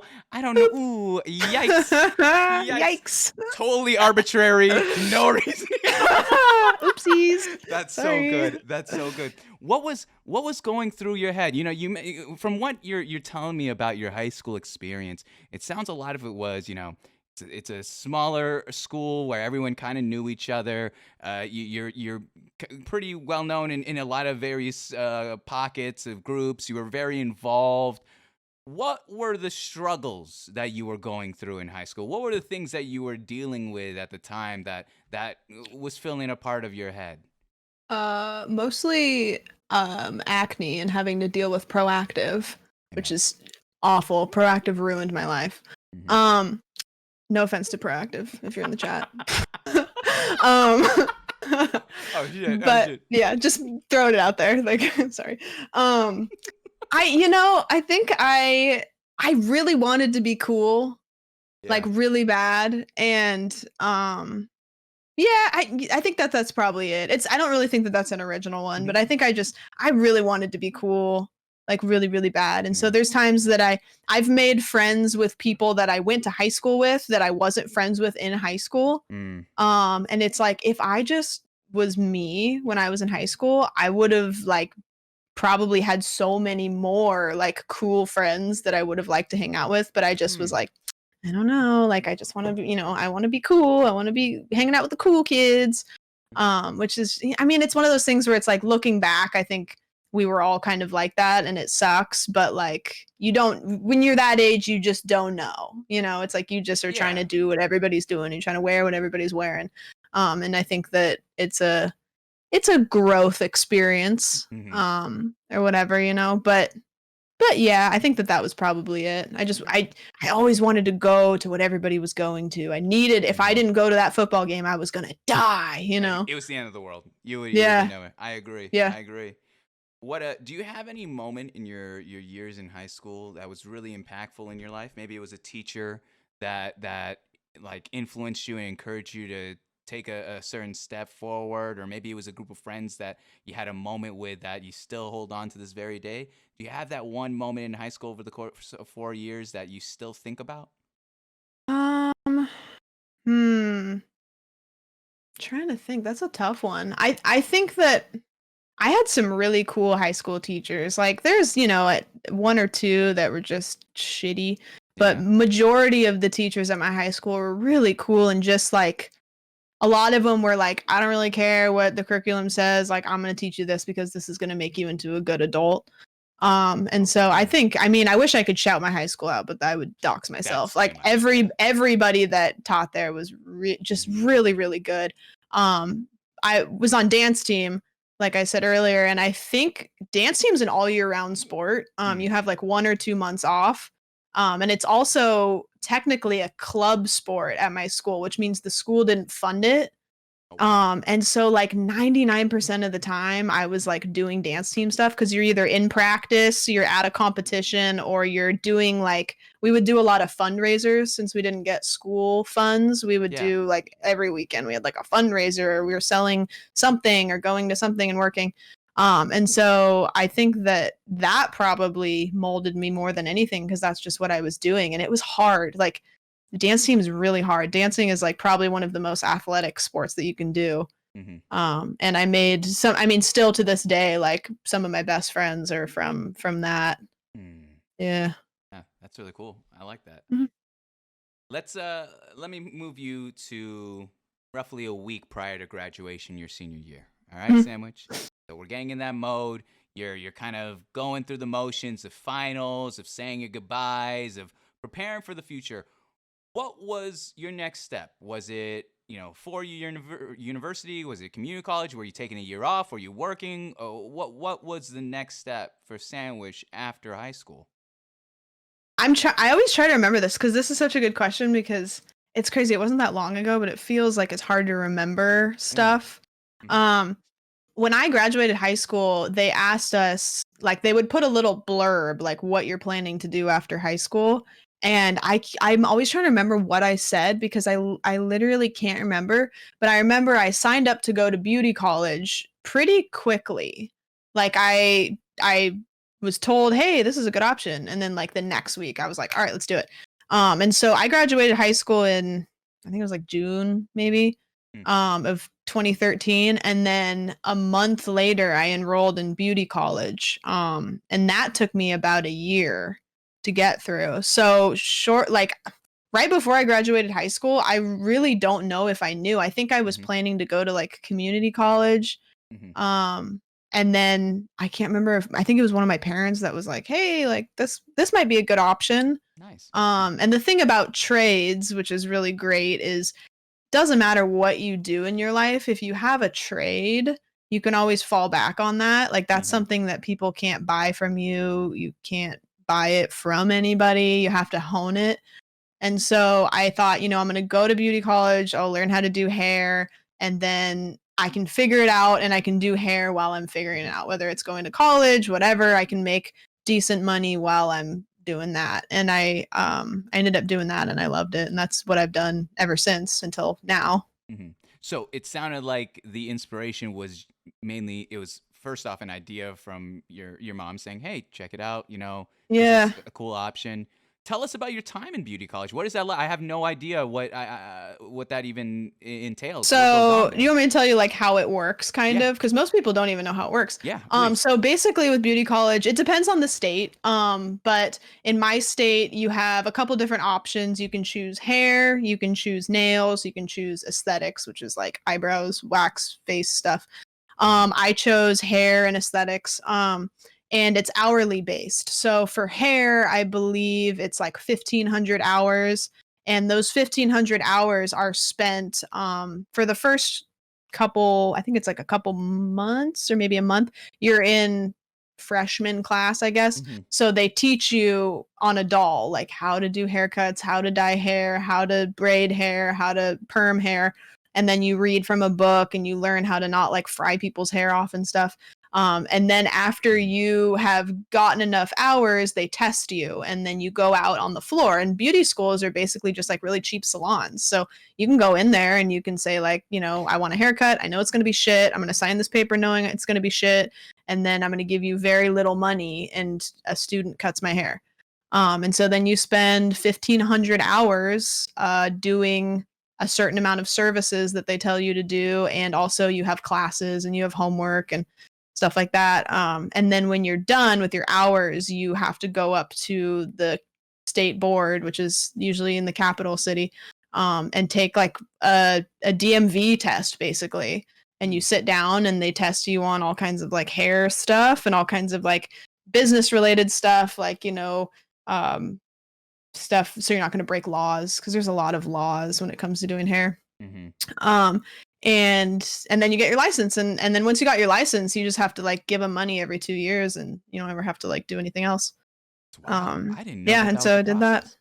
So when you're going through that, was it pretty early on where you realized, oh, I enjoy this. This is for me, or did you kind of find that out as time went on, maybe near the end, and you're trying to like, oh, okay, this is this is Yeah, viable. it was, you know what it was is I started doing it and I was good at it. Like Mm, I was getting gassed up a lot by my fellow students, like, mm-hmm. and nothing will make you want to do something more than like if you see that you're good at it. Yeah, true. And so I was good at it. I mean, I was an art kid and I think hair it's an art, it's a medium, like sculpting.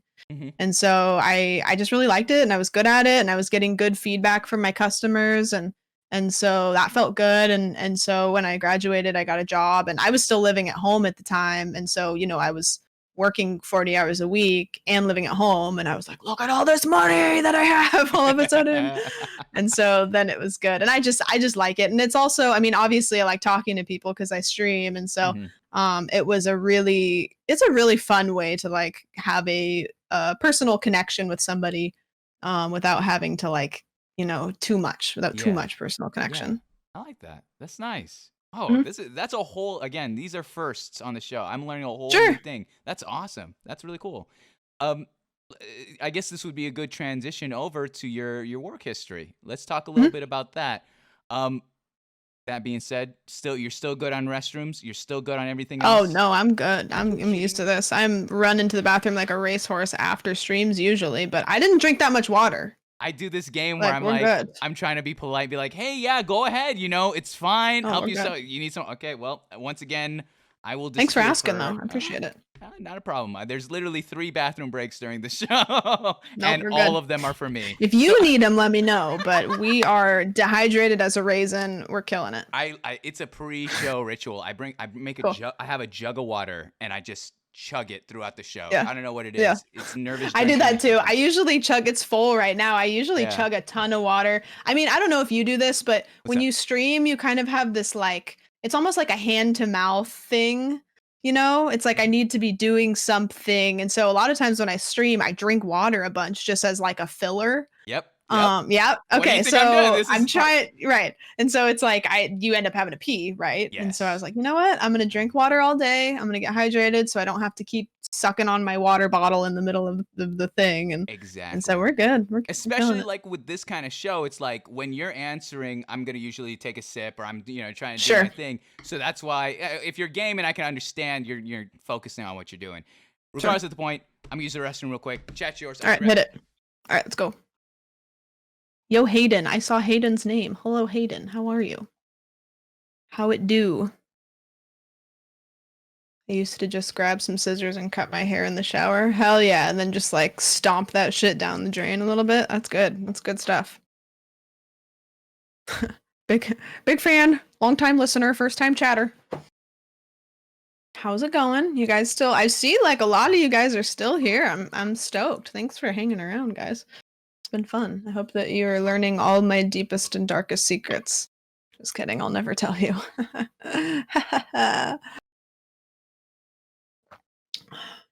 Most of you guys that are here for my streams though are probably pretty impressed that I haven't pissed my pants yet. So doing amazing. Thank you.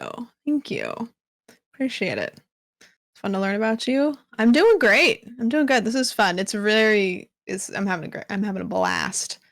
I decided to start shaving my head after COVID. You know what's crazy is like so many people during COVID learned that they could cut their own hair and then never went back. Financially, it's not been great for me, but for you guys, I'm stoked.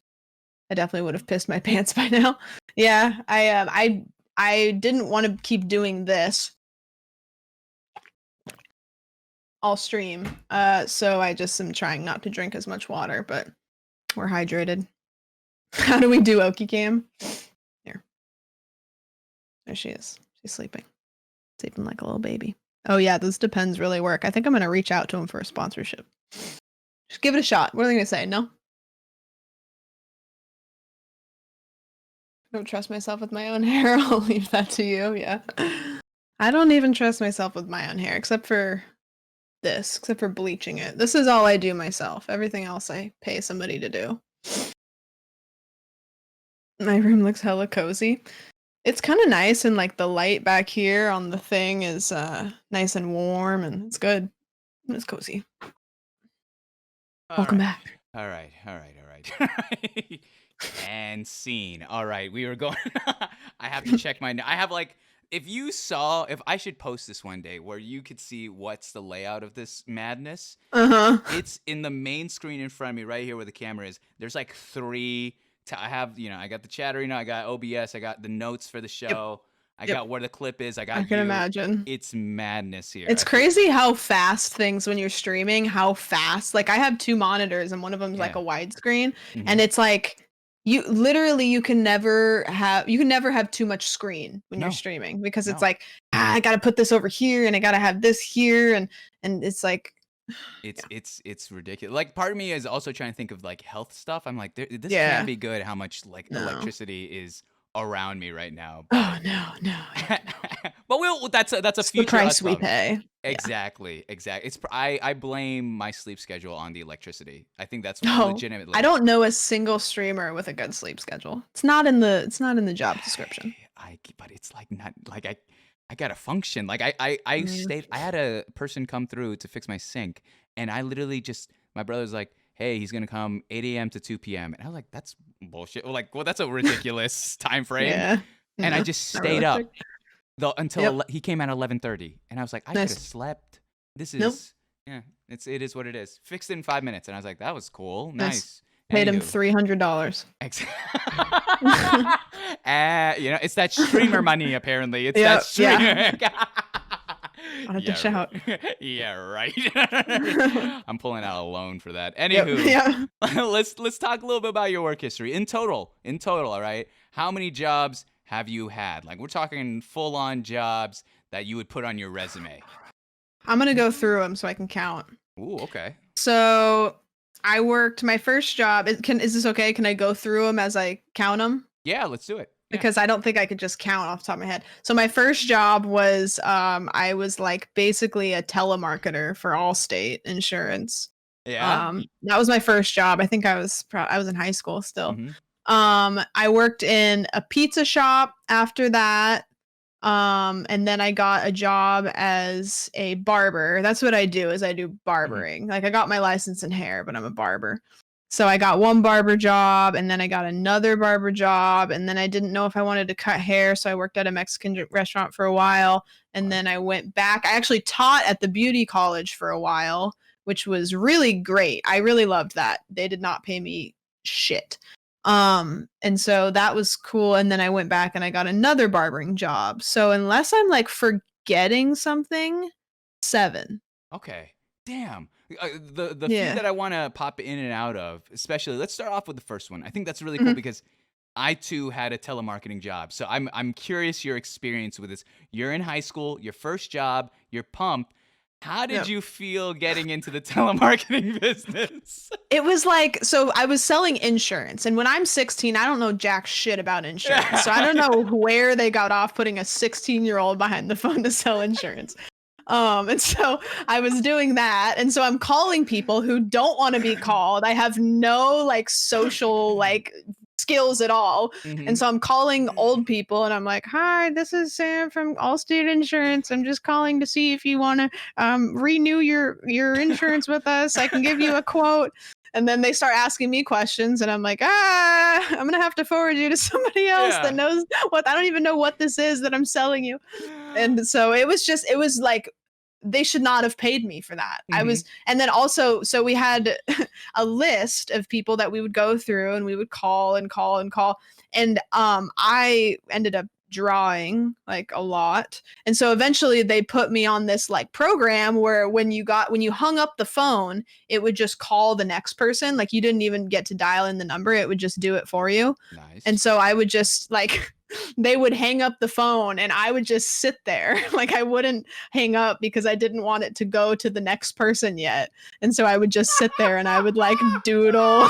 And after a while they came to me and they were like, yeah, we're paying you, so you gotta do something. Did they catch you on the doodles? Did they catch you on the all the time? They walk in and it just looks like the inside of like a prison, like on the walls in my cubicle. There's like tallies on the walls. I'm like, 100%. please.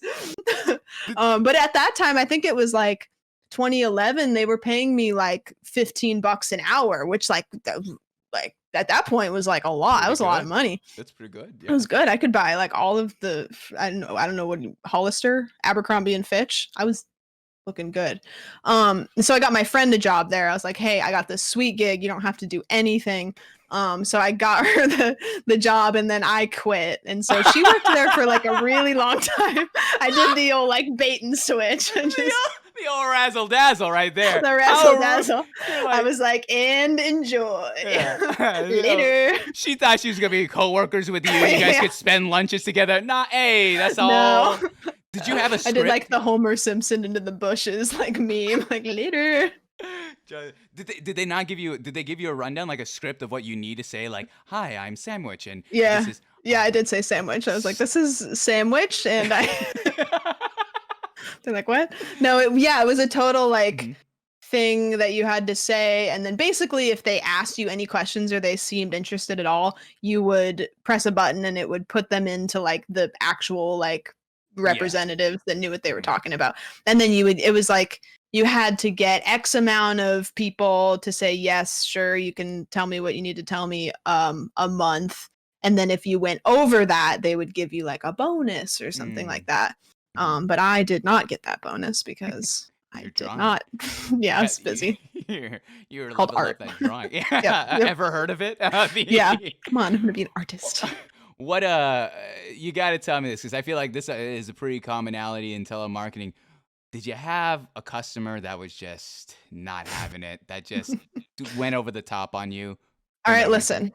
It- You know the do not call list? Yeah. I think at some point they made it illegal to call people on the do not call list, but this was before that. So when my boss came out of the office and said, hey, listen, we're not getting a whole lot of hits. I'm going to just slide the do not call list across the table. And if you happen to call people on it, I won't say anything. That was the moment that people really started to get pissed at me. Understandably. I'm on a list. What are you Yeah. doing? What are you? Oh my god! And they're cussing out this. You were 16 at the Yeah. time, correct? Yeah. They're cussing out this 16-year-old girl. Like, I'm going to tell my mom. Being a jerk. It's so true though. It's such a that I resonate with that. I lasted literally a week, and it is just so brutal Soul of a crushing. job. It is truly. I thought I was being a salesman. I was excited to be in sales. Not at all sales. No. Don't No. you? No. Don't you dare! Don't you dare! It was soul crushing. It was I don't know. Like I got to a point with that job where I was like so bored. I would like go to the bathroom like 36 times an hour, and they were like, "Can't do that. We know that you don't have any problems." And so what I would do is I would call people with different accents, like just to like spice it up. Like I was like, I just need something. And then they would be like, yes, thank you. I talked to the the really nice British girl earlier. And they'd be like, who the fuck is that? I heard you fucking British They'd lady. be like, had a thing in my throat. It's weird. I don't know. I picked it up when I was in the bathroom. That's where I picked up the accent. I don't know. Sorry. Yeah. That's so funny. That's so good. Oh shit. So and then after that telemarketing job, it sounds like you went in and out of you went being a barber, but then you did a little bit of food service, and then you went in teaching, and then you went Yeah. into barber. Could you?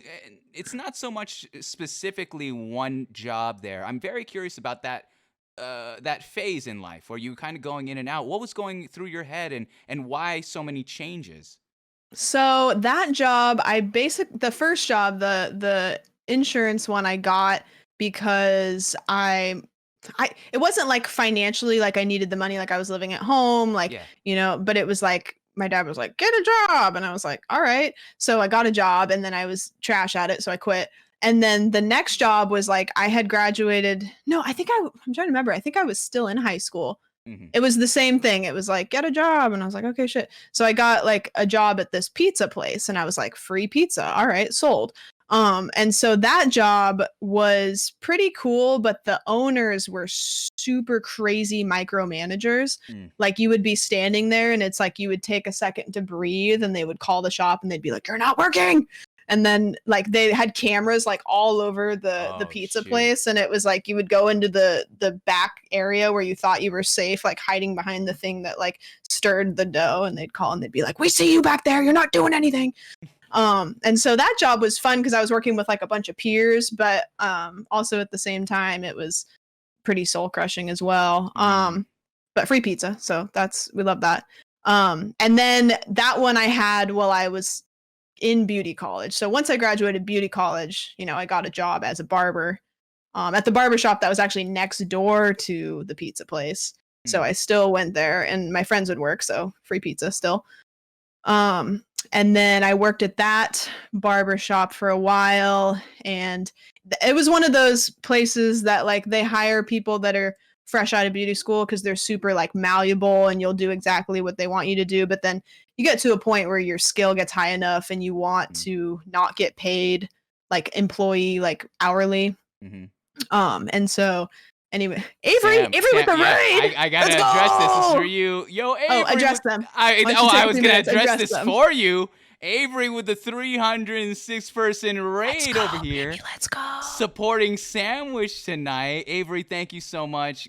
Ladies and gentlemen, those of you that are joining us here tonight, welcome. My name is Mom's Online. I'm a variety talk show streamer, and tonight you guys have walked into an episode of Inside the Streamer Studio featuring Sandwich here.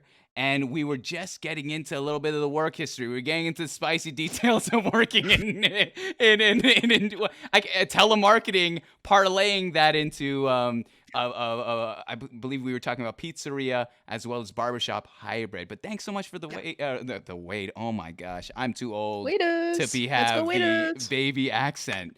But thanks so much for being here, Avery, and all those from Avery's community. Now. So, Sandwich, you were saying you had that job where it was kind of starting off out of beauty school, going in. You said it was more malleable, but you still had homies at the pizzeria. You could still get your free pizzas. Yeah. So from there, again, I think you said after that you were going to teaching the beauty school that you... So I worked at that barber shop for a while, and then they just got to the point where like they didn't have anything to offer me like education wise. And so then I went and worked for a different barber shop, that was a fun one. They took us to Vegas, so shout out to her for that. But that one was another one where they were like, they didn't want anybody to have any individuality. They just wanted us to be like worker ants. Like, we want you to do fast haircuts. We don't care how good they are. And so that sucked, and I wasn't really into that. So that was the point where I wasn't really sure if I wanted to do hair. So I got a job at a Mexican restaurant. And that was fire. I really liked working there because free food. Again, it's the free food, places. Yeah, it's like if you give me free food, I don't even want the paycheck. Just give me the burritos, give me the pizza. Like, I'm happy. What is partnership giving you? Are they giving you like all you can? Yeah, Twitch is just feeding me. They're taking 100% of my subs and they're just sending me like little gift boxes with snacks in them. Boxes of toaster strudels. That's all I ask for. So yeah, free food.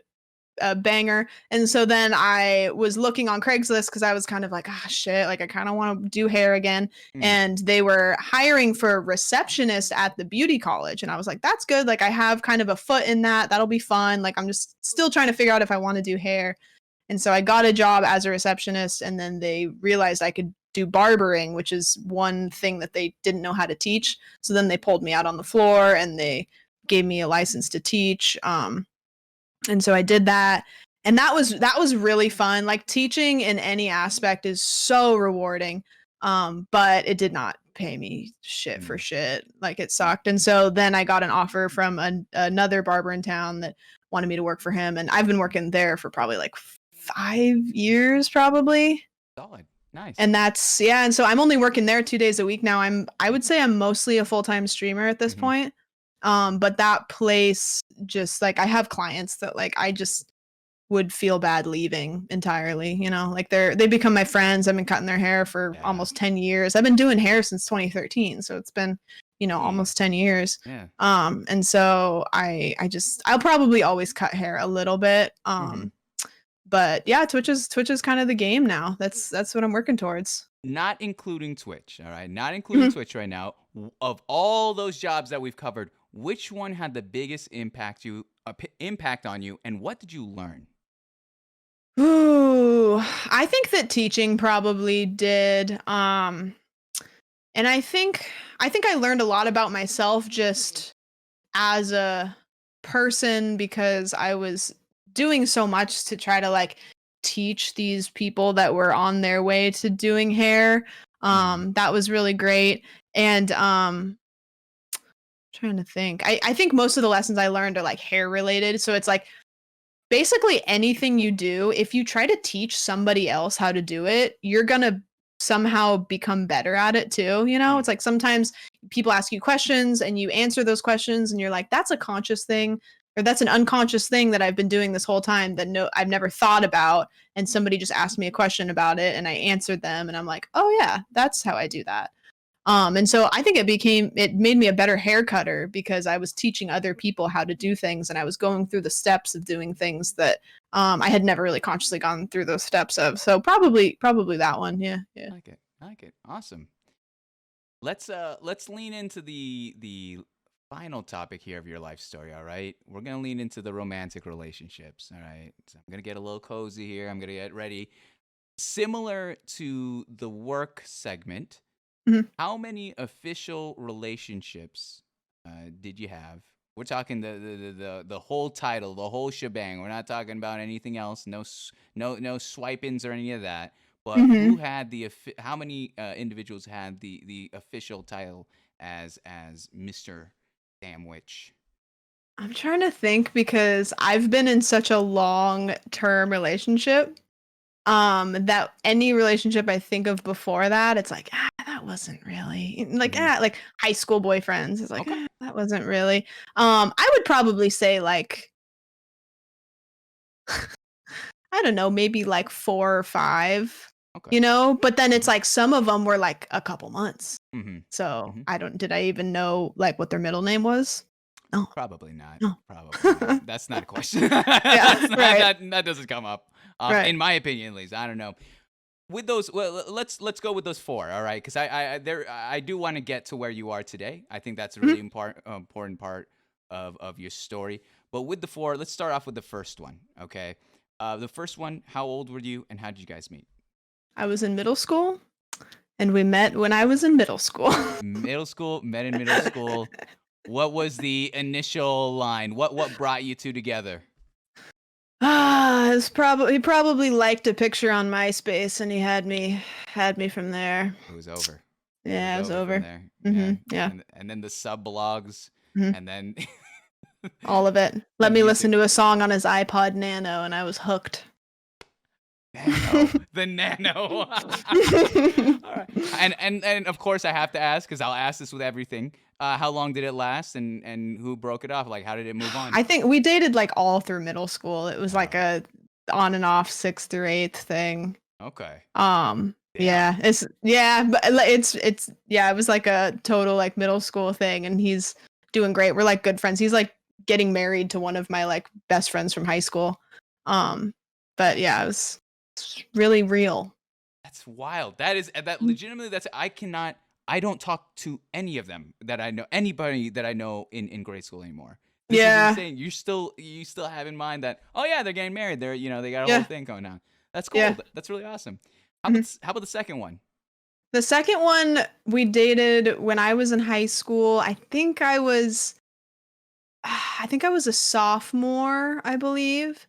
And I feel like we probably dated for like under a year. It was under a year. And then I'm not personally like religious at all. Hmm. And he decided it was time for him to be. And I was like, okay, cool. And then he was like, okay, you Wait, either doing this with me, honey, or you're out. And I was like, later. the wording of that is so on point. He just decided, one day I am of the Lord. It's just, Yeah. and listen, He was like, it's either sandwich. Jesus or me, baby. Yeah, oh, it's good. And how did that conversation go down? Where you just like, well, I was like, yeah. I remember when we broke up, I bought him tickets. I bought me and him tickets to go to a rodeo, and okay, he decided he wasn't going to go, and we were already on thin ice. because I wouldn't go to church with him. And so I said, okay, well, your best friend wants to go with me. So I think maybe I'm going to take him with me. and, What? and then mic drop and I was out. That's a technical foul, Sandwich. Yeah, You said I you're don't know. That is I am cold. I am cold. Holy cow. Yeah. And if I may, I don't even need to ask how it ended, but if I may go to the third person, is it that best friend was the third person? No. Oh, thank the Lord. No. Okay. No, his best friend tried to kiss me like 2 weeks later, and I decided I wasn't interested in either of them. So Out of there. Out of there. Out of there. Yeah. Get him out. It was a Damn. ploy. Damn. Oh, okay. Fair play. The whole rodeo, let me go instead of my best Yeah. friend. There's no loyalty in that either. Wow, that was just a complete. I'm cold. Yeah. I mean, as you should have, but like the two friends should have at least had each other's back with like, hey, I'm going to respect. I guess. Yeah, that was the worst thing. Is like I was awful, but like their whole situation, like bro codes were being broken right and left, and I didn't want none of it. So bro codes were being broken. Your one-liner of your best friend wants to go with me. Yeah, we had a great time. It was awesome. One question left on that person. Do you still keep in contact with who he is? No, you know what? So I think it was like 3 years ago. He got married like a long time ago. And like I hadn't like talked to him or thought about him or anything for the longest time. And I saw that he got married and I was like, cool, sick. So I was like looking at his wife's Instagram and I liked a really, really old picture. And then I simply passed away. Do you even unlike it at that point? You delete all the social medias and you just find a house in the country where nobody can find you, and that's all you can do at that point, really. Yeah. Savage Sandwich. I didn't mean to. It was a total like accidental like. And I was like, this is horrible because I literally have not thought about this person. And I was just curious. I was like, she's cute. Great. Happy for him. Love to see. Oh, fuck. I liked one. Okay. Now I have to pass away. If I'm more of the if I'm going to lean into the toxicity, if I may, like if we're playing it on their end, it's kind of one of those like, oh shit.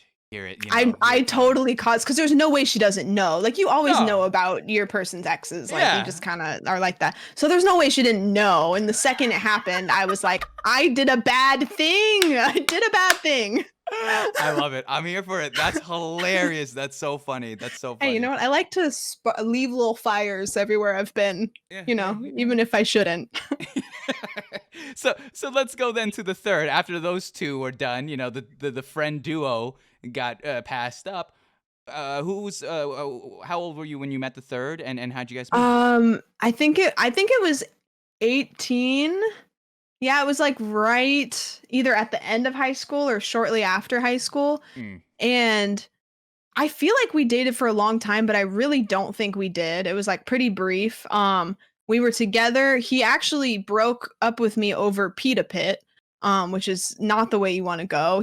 I thought we were cool, we were chilling, and he called me and said, I was going to his house, and he's like, hey, can you stop and get me Pita Pit? And I said, yeah, you bet, I got you. I brought the man Pita Pit, and then he broke up with me at his house. And Still I accepted drove the home. Pita Pit. He ate the whole Pita Pit before he did it. It was like a pregame to the breakup. Now that I'm full, listen. Yeah. We need to end this. Yeah. It's like he rolled up the paper and like Kobe'd it, and he was like, all right, bitch, listen, we gotta talk. Oh my god. What the fuck? Holy I don't know. Shit. I deserved it though. I mean, it was like I'm cold. Like that was all the karma rolled up in one little Pita Pit and served. So you're even. You broke even. You broke even within the two last stories. Yeah, Fair play. We've grown. I've grown. Holy shit, that is. Was it a big order? Was it just? Oh yeah, it had jalapenos on it, and I was like, okay. Yeah, So that's the fire. That was the fire it needed. He needed that. That extra spice to kick it there. Going from your third to your fourth, what happened there? How'd you meet this person, and how old were you? I'm trying to remember the fourth person. Yeah, I think we were 18. I think we were 18. And I met him at a, I don't even want to call it a party. It was like just like a get together with like a couple friends. And I actually, one of the friends, I was kind of like interested in, and then he like completely ghosted me. And Mm. so I did what I do best, and so I went for his best friend. What is this? There's What is this? obviously a pattern here. What- I'm just realizing it just now. Oh my I've never God. thought about it until it just now. I am having a reflective Oh my moment. I'm God. introspecting Mom- live on twitch.tv. Momwitch, I'm sorry, I will not. Why are you peeling back so many layers? So you went for the old razzle dazzle. You didn't learn the first time. I just razzled and I dazzled, didn't What was the move? You were like, you ghosted me. I'm talking to your friend. I guess, yeah. Well, it was like he ghosted. It was a little nicer. He ghosted me. I was like, all right, chill, I get it. And then it was like a month later, we all hung out because we were kind of all in like a friend group. I see. And so then I was like, thank you, next. And I turned to my left and I was like, you're 6'5". That'll do. So then, and that's, yeah, the rest is history. That's wait, the rest is history. What do you mean? How long did that last? Yeah, it was like 2 months. Okay, fair play. But it fair is play. history. Yeah. That is literally history. Holy cow. What a I can't even say roller coaster. This has more twists. That 10 to 20 minute segment had more twists than any season of The Bachelorette. Like that was so the tried and true. Is it a channel point reward? I was thinking about writing a memoir, but I don't know. Maybe not. I can't believe in real time you just realized, I went that for a I'm lot an awful human. That's so funny. That's so good. So you mentioned where you're at now in life. All right. Let's expedite to where we are now. And you mentioned you were married, correct? Yep. And how long has that been? Since July. Oh, congrats. Pretty recently. Awesome. Yeah, pretty recently. How'd you guys meet? On the internet. Yeah. And what was it about him that caught your eye and you're like, it was like an instant. I was very comfortable. I remember like the first time we met, I was like very comfortable immediately. Like I always say it felt like I was like re-meeting an old friend, you know? Because it was instantly like, I don't need to like feel this out. We're good. Like I'm comfortable. And so it made sense. Yeah, it just made sense. That's awesome. And so at what point in your relationship did you realize, okay, I really like this person, but B, I think there's a future in this? Pretty immediate. I mean, it's interesting because we've been together since we were 19, so it's like been a really, really long time. And so you probably like when you think of you when you're 19, it's like you're like a completely different person. And so we've gone through so many different stages, but we've grown together and like we make sense. We're a good team. A really good team. I think that's really important. Something that you mentioned where it's like, because I only knew it as, you guys got married in July, but I didn't realize the whole relationship was from 19 to where you it's are been now, a really long time. That's wild. So tell me about that. How do you stand that test of time? Especially, I feel like in our generation, you know, us being 26, 27, we live in this instant gratification world. We live in this fast-paced world where a lot of things are changing. How do you grow together with your significant other? A lot of compromise, and a lot of willingness to admit that maybe you didn't have the best strategy going forward with the situation. I honestly think like it's kind of a chance thing because when you're with somebody from the time you're 19 to the time you're 26, you go through so many changes and you do so many things and this and that. And like there's a lot of people that are both very healthy people that just kind of at some point don't line up anymore just by chance, just based on your experiences outside the relationship and whatever. And I think like we're both very healthy. We have like a very, very like healthy relationship. But we just happen to kind of stay lined up, you know? It's like everything kind of just worked. Like our teamwork stayed compatible. And so I think that when you're with somebody through those important parts of your life, if you're going to go with somebody through those, it might not work. You know, you might just go separate ways. You might learn things about yourself that you realize are not compatible with the other person, but it just worked. It was good. Can you share with us a memory that you have with your husband that you still hold to your heart that you're like, oh man, Um, this is really sweet. This was really nice. hmm. There's been a lot of really good ones. Hmm. It's funny because when you have so many, it almost makes it harder to pick one. You Yeah. know what I mean? But we've gone on some really fun vacations. We went to Disneyland when we very first started dating, and that was fun because Whoa. we were both like really, really poor. And so we stayed in like the Yeah. grossest hotel I've probably ever been in my life. And just like we were having to like eat just like shitty food. Like everyone around us is eating like the fun Disneyland food. And I'm like, all right, I got some granola bars in my fanny pack. So here, eat another one of these. Yeah, exactly. Yeah, It was like I you like turn to that. the person next to you on like Splash Mountain. You're like, you gonna eat that? Like you done with that? Let me catch you. Yeah, yeah, you get somebody's meal that came up. Gross. But so that was really fun. And then we went to Disneyland. Like it's funny, we actually went to Disneyland in January of 2020. And we think about it now, and it's like COVID was definitely there. You know what I mean? Like Yeah. there's no way that COVID wasn't there. And so but it was fun too, because like we went there and we were first dating and we were not like we couldn't afford anything, and then we went recently and it was fun. We got to kind of ball out a little Mhm. bit, so it was cool. There you go. There you go. I like that. I like that. Mhm. What what advice would you give to, there are a lot of like we've said before, there's a lot of young people here on Twitch. What Mhm. advice would you give to them that are maybe down bad, or they're feeling lonely, maybe they're looking for a significant other, they're trying to get in the dating game. What would you say to them in terms of maybe the pursuit for the significant other, or even just in terms of coping with Mhm. being alone? I think that the first step is you got to make sure that you know yourself and you like yourself before you find somebody to share yourself with. Because if you aren't your authentic self, you're going to attract somebody that is, somebody that likes that person that you're trying to be rather than the person that you are, which at the end of the day, you're going to pull the old switcheroo and be like, okay, well, that's not really me. And it's not going to work out. But I Mhm. think that for everybody that wants to be in a relationship, you need to be happy with yourself.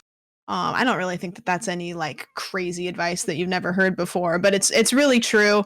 And also it's like your worth is not dependent on a person that you share your happiness with, you know. And it's Yeah. also this is a one that nobody tells you, slut around when you're young. Like do it. Like you know what I mean? It's like don't let anybody tell you that you can't do that or you shouldn't do that, because you got to Mhm. get it out of your system. You got to Mhm. figure out what you like, you got to figure out what you don't like, you got to make Mhm. terrible decisions at the Mhm. bars and all that stuff. And so like do it. Don't be Yeah. like, "Oh, I need to be respectable and find somebody that is I can settle." It's like, no, just go like do your thing Mhm. and get out of your system, and then you'll be able to kind of like settle down. And and Mhm. and if you never want to, that's okay. You know Mhm. what I mean? I feel like a lot of times our self-worths are like dependent on somebody else, but I think you should find somebody that is a compliment to you and a teammate to you, Yeah. but not, people always say like, "Oh, they're my other half." They shouldn't be. Mhm. They should be somebody that compliments you and is a teammate for you rather than somebody you depend on. You know what I mean? I like that. I like that a lot. I think Yeah. it's weird because like when I first joined Twitch back in January 2020 as well, and then started streaming around May. The more I got to know streamers, the whole term "down bad" has really rang in my ear throughout Mhm. this whole Right. 8 9 months. So many people. We're talking.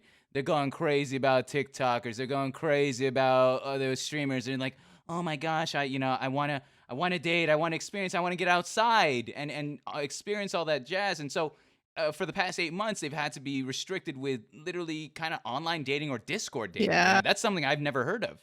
Um, Yeah. and so to hear, I think that advice holds true regardless of whether it is online, offline. It is trying to go around, figure out what you like, what Yeah. works for you as a person, as well as really loving yourself and finding your identity first Yeah. before getting into that. I like that a lot. Yeah. There's gonna be a lot of Mhm. awkward people when Mhm. COVID goes away and the bars open Oh back my up. gosh. Like they're gonna be just walking around, just like, "Ah, shit, I can't double tap these people. Like I don't really know how to show them I'm interested. Like, how do I swipe right in real life?" True. I am so excited for when even if TwitchCon happens this year, I've already promised myself I wouldn't go. I'll Yeah. go next year. But like the amount of people that speak too loudly or too big on this platform, I love to meet them. I would love. Sure. I'm a tiny man myself. All right. You mentioned that some random dude was 6'5". You got to reverse that for me. I'm 5'6". So Yeah. I could fit in luggage. I fly on carry on. But it's one of those things where I'm very like, I don't know. The attitudes, especially romantically here online, is extremely different than that in person. Yeah. You know, the ability to hold a Yeah. conversation and be interested and actually talk to an individual, and not give meme one-liners Yeah. is a huge I'm part of it. excited for TwitchCon when it happens Yeah. because I've already made so many friends that I'm Mhm. excited to meet. It's like the Twitch atmosphere mixed with like the dating atmosphere is like really weird because like especially as a girl, I guess, like Mhm. for me, I was like a little bit worried that it was like, oh, I'm married, like all of a sudden I'm gonna like people aren't gonna want to watch me because they only Mhm. have like one thing in mind, you know what I Yeah. mean? I've been really like happy because everybody, I mean, I would hope in my chat seems to be like really respectful of like they want to be in my chat because they like me and they like my content. And I was a little worried. It was like, oh, they're gonna find out I'm married and they're not gonna want to Mhm. watch my stuff, and that has not been the case at all whatsoever. But I think that a lot of like female streamers, like we struggle with this, like it's like we want to promote our content and it kind of becomes this wall block of like, okay, but like what can we get from you? You know what I mean? And so like I think Mm. a lot of people struggle with that. I like opportunity wise, like I got a message from Gondok about the like lover host thing, you Oh know? yeah, yeah, yeah. And he was like, "Hey, you know, like we want to have you on this." And I was like, "Oh, cool." And I didn't know what it was. You know, I was like, "Oh, cool. Yeah. That sounds cool." And then I looked it up and I was like, "Ah, it's a, you know, it's a dating thing." Yeah. Mhm. And I was like, "Hey, like I so like appreciate you reaching out to me. I'm happily married, so it's like I don't Yeah. really want to promote myself like even though like we have no jealous like relationship at all whatsoever. It's like I Mhm. just don't really want to like promote myself as In that light. like you know what I mean in that Exactly. light because like Exactly. I want to like gain a respect as a creator It, and whatever but it definitely like with females on Twitch it's like I get worried about like this like oh I can't date a streamer I can't like she's already got somebody like how you know I don't want to give her my money and stuff like that mm, but yeah no. And that's I think that's a pretty exclusive problem. Like I'm not gonna right even sit here and act like I hear you on that, because I think that is far and few between. In terms of like that's such a tough that's a tough spot to be in, and I think there's a lot of opinions, and you're right. Like you said at the beginning of the show, you want to set the standard of who you are as a creator, who you are as a streamer, and so hmm not, as much as you're not allowing that kind of, that weird attitude in the chat, you also have to hold yourself accountable and say, I'm not going to allow myself to be associated or throw myself into that kind of of right that arena. And it's no offense to Gondok Show. I think, his thing, if you're single, if you're whatever, and you have the opportunity, go for it, try it out. If that's for you, great. If not, I know he does platonic ones as well. Um, sure but yeah, definitely, it's one of those things where you do have to watch out how you're held, because it's an interesting thing. This is I'm classical business, and this is the first time where we are live and it's camera, and what we say is canon. It's yeah documented, it's set in stone, and how we present ourselves as well. Um, so I appreciate that. I appreciate you sharing that, Sandwich. Uh, yeah that being said, all right, you've absolutely killed it this evening. All right, you've hit thank this you home run. You've had a blast I appreciate that a ton. That really means a lot. We try our best. I was holding my breath. I was like, all right, I hope, I watched your pre-show to this, and I was like, oh, you never know I might be a wild card I will never watch another pre-show after I've watched yours, because you legitimately got me nervous. I have not been nervous in doing the Nice. show.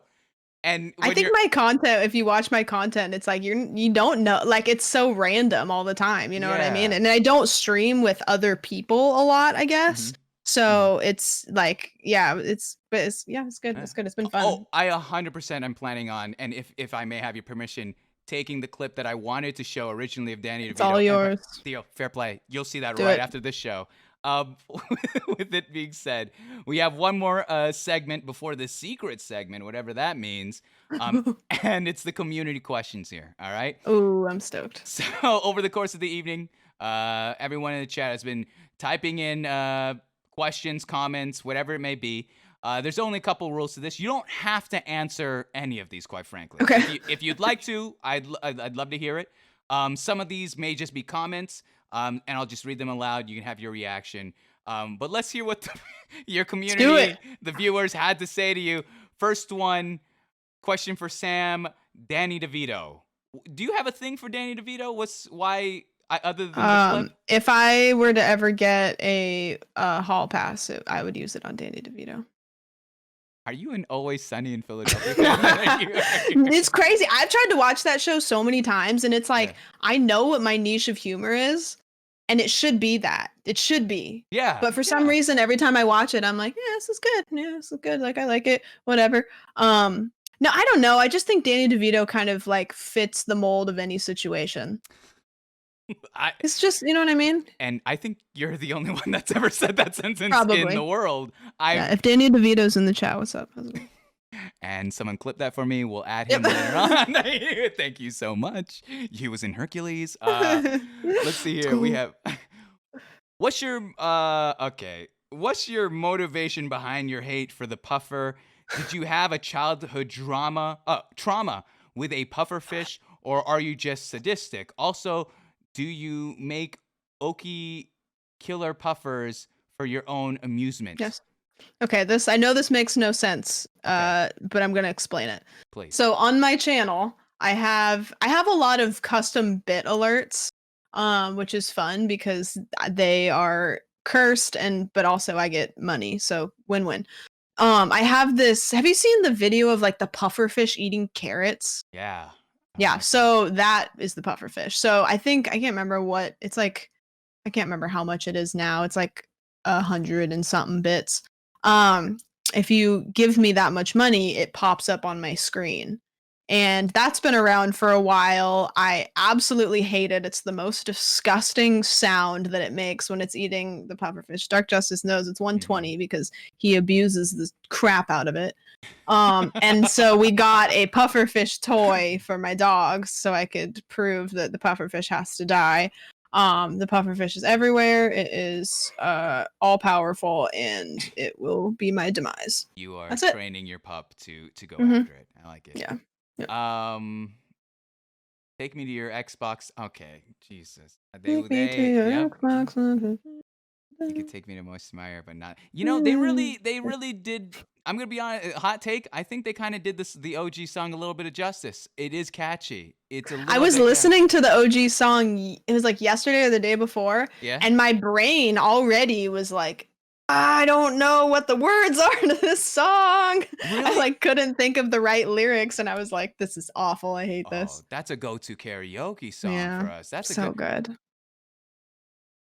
Okay, yeah. I'm playing in my head. I gotta play Stop. It's always in there at some point. There's some corner of my brain that it's like there. You gotta keep it. When are we getting the Okie stream? The Okie stream. It's always the Okie. I don't know if you can see back here this little blob. This is my dog, Okie. Mm-hmm. And so whenever it's Okie's stream, but I'm just living in it, is really what it is. Yeah. It's really cool. So one of these days I'll just put Okie in front of the camera and I'll just go to sleep. And everybody will be happy. Legitimately, that might be dope. If you could keep the pup there, that might be pretty dope. Yeah, she's good. Wow, there's a lot of actually just less Sam, more Sam's pupper. Yeah. No, we know. I know. They really just give the people what they want. Who do you main in Overwatch, and will you play it on stream again? So I haven't played Overwatch for a while, but when I was playing, I played a lot of Mercy.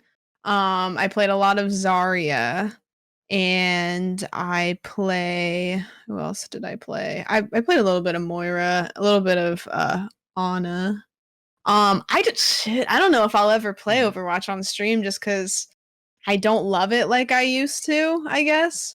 Mhm. I had a lot of fun with Overwatch. I played the crap out of it. It's the first game I ever streamed. Mm. Mhm. But that game just needs something. It's just not doing okay. They just added way too many heroes. The balance every week, it's like somebody's overpowered, somebody's useless. Um, and it's just toxic. It's a super toxic game, Yeah. you know? Yeah. And it's just like that you can like as a female gamer, you can only take so much voice chat before you want to just be done. It's like 12-year-olds are calling me names I hadn't even heard of in my life. Mhm. Like I don't even know what that means. I know it's probably offensive, but I don't know what they're That's saying. so true, though. That's Mhm. so true. There are moments where you're like, "Is this a new cuss word, or is this cool? Yeah. Is it okay? I was Yeah, saying." is that a cool? Are you calling me Yeah. cool or are you calling me something lame? Yeah. Santa slays with the Exactly. raid. What's up? Thank you so much, Shannon Slays. Thanks for being here. This might be an inside thing. This might be a earlier thing. It says, "Imagine telling us about the glasses." Do you do you, do you have a? These ones I'm assuming. So I guess somebody might have written that doesn't come to my channel. I have a channel point redemption, which is where I wear the John Lennon glasses. Mm, And somebody popped it right before we rated you, and I was like, these make me look exponentially cooler, so I will wear them on the podcast. legitimately, they are. They're pretty sick. So They're yeah, sick. they're cool.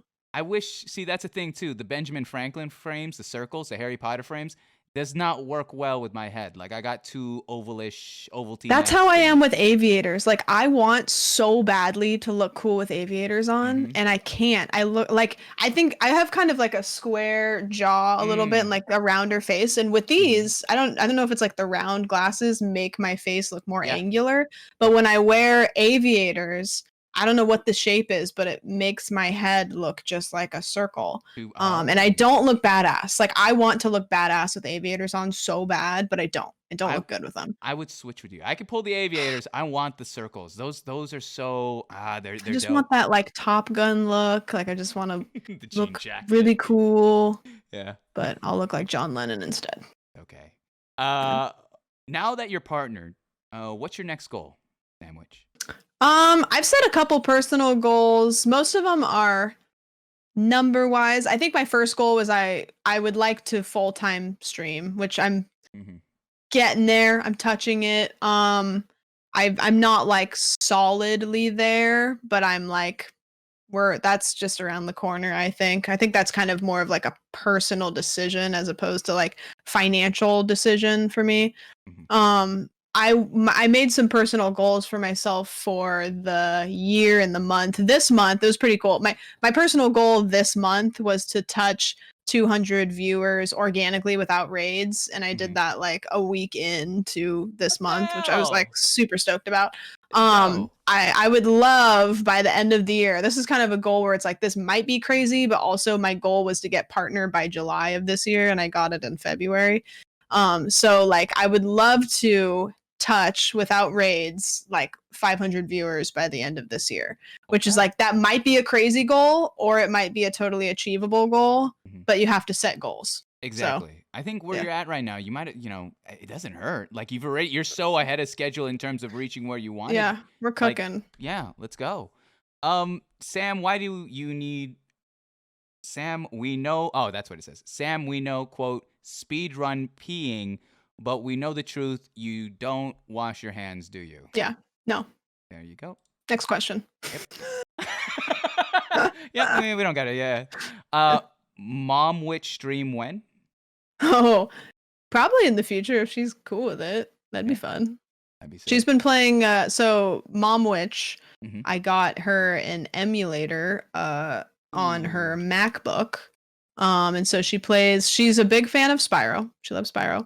And she also has a love for Doom, but like OG Doom, you know? Oh, yeah, yeah. This is so cool. She told me she found it recently and I'm gonna have to get it from her.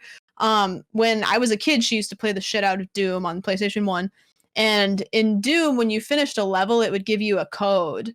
And if you wanted to go back and play that level, you had to type the code in. And so she had this little, it was like a little address book where she would write down the codes for each level so she could go back and play them. And Yeah. she said she found it recently. And I was like, I need it. I want to like frame it, like The Holy proof that you're Grail, fucking yeah. rad. That's it. And so she does a little gaming herself. It's fun because when I got the PS4 Pro, I gave her my old PlayStation. And so there's all these remakes of these games that like her and I used to play together when I was a kid. Like Spyro, they remade Spyro, and Medieval is another game she likes. I haven't gotten her the new Doom, because that's it. frankly, the risk of heart attack there is a little much for me. Will not be getting her the new Doom. Not worth it. I don't want to do that to her. New Spyro? Yeah, they remastered Spyro about it's like 2 years ago. It's crazy. And so I got her that for PlayStation and stuff. And so she's a gamer. I got her Stardew Valley kind of recently too, and I think that she likes it. Yo, but I don't know for sure. It's so good. It's so good. It's Stardew Valley. They have a board game now that I bought. Wait, you bought it? Yeah. The second they dropped it, I wish that I had it here and I could show it to you. Oh, there's so many pieces. It's like you open the box and it's like literally everything that exists in the game. It exists in Stardew Valley, like the board game. And so it is insane. So yeah, but I don't know if you can buy it now. It was like they dropped them and I was like, everyone's going to buy this. I need to buy it now. So I did. And it came in like a 50-pound box and it's so heavy, but yeah, it's cool. It's cool. I know that maker is in Seattle, the creator of the game. No way. I want to just go to anything. I just want to meet the guy. Yeah. I just wanted an autograph. I would totally be He's like so geeking good. over it. So cool. It's such That's a cool the best game ever. And also I just think that like he's such an inspiration for people who want to create video games. Cause up until he did the online stuff, I think he did all of it himself. Completely. Like 100% of it himself. Yeah. And so like that seems like such a crazy goal, but that's like one of the top selling games like ever.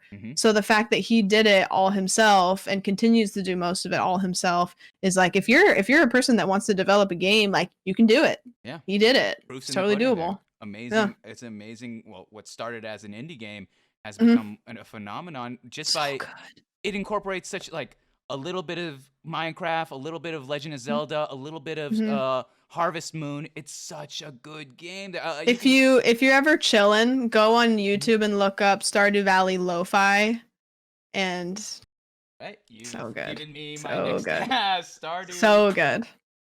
Stardew. I'm legitimately, this is my old manness. I have a case of sticky notes. That's the top of the list after this show. I'm trying to look for it. I have a book that I keep next to me that I write notes on. Like, fix this, make sure this works. Yeah. And we show our age on there, right there. Yep. Let me read you some more here. We got more. Does Sam realize how smart she is? I sense she may be smarter than she knows. I will never tell. I'll never let you know. Did you have a song that played on your MySpace profile, and what was it? I think the song that was on my MySpace profile, like before MySpace got deleted, was Face Down by Red Jumpsuit Apparatus. Wow. And if that isn't the most MySpace song you ever heard, then I don't know what is. I think, see, I think that tells you where you were in your life at that very moment. Yep. Mine was Neo, So Sick. Anyway, so there's I'm so sick of love song. That still's a banger. Thank you. People think I'm just heartbroken. I'm like, no, it's just a good flow. That's a good one. That's a good one. You can't karaoke that though. It changes the mood of the bar. Exactly. You listen to that song in the car by yourself. You get home and you are sad. You are sad, but it is good. Same with if you know this one, Sandwich, it's over. All right. Do you know Keisha Cole Love? Maybe. Sing it. Hit it. I used to think that I wasn't fine enough. No, I don't know that one. Damn it. I would have gone all the way. I would have done it since the trash. You're ruining me. All right. Well, can't have a great show. We had a good show. Could have a great one. It's fine. It's See ya. We got so much. Here's another one. Momwitch said, "You are the coolest. You just don't believe me. These are Okay. questions here. I guess I'll say comment. What's your comment on that? I guess is the whole thing What's my here. comment on that? I Yeah. said, which, Mom Witch is way cooler than I could ever be. She's got purple hair. Mhm. What else Yeah. do I need? Okay. Fair. Fair. Yeah. Fair. True. Yeah. True. Here's a question I think directly from your mom. It says, "When did you find barbering was your niche?" My niche. It was just like people were really, really stoked about the haircuts that I was giving them. Um, and I also like the reason why I like barbering over doing like traditionally, I guess, like women's hair, is it's 15, 20 minutes, maybe 30 minutes. That's a good amount of time to have like a good conversation with somebody and then thank you next. You know Yeah. what I mean? Like when I get my hair done, it's like three, sometimes it's been like 5 hours before. Like I don't like anybody that long. 5 hours is like so long to talk to one person and it's just awful. So like the 20, 30 minutes every like once a month, that's a good amount of time. You catch Mhm. up with somebody. And then also just like I like the vibe of a barbershop better. Like I can talk about video games and like I don't want to say the chances are higher that I'm going to vibe with them because I think statistically it's almost 50-50 with like women and men liking video games. But you know what I mean? It's like I can Mhm. talk about video games and it seems like it lands a little bit more Mhm. often. The conversation, I curse a lot and stuff like that. And I felt like every salon that I worked in, it was like you can't really curse. You got to like dress up really, really nice when you come to work. Like Mm. the barber shop, I'll wear like jeans and a hoodie and like nobody cares. Yeah. Literally nobody cares. So I just like the vibe of the barber shop a little bit better. And I think it was like cutting hair, like cutting men's hair was more of my niche. I like doing fades.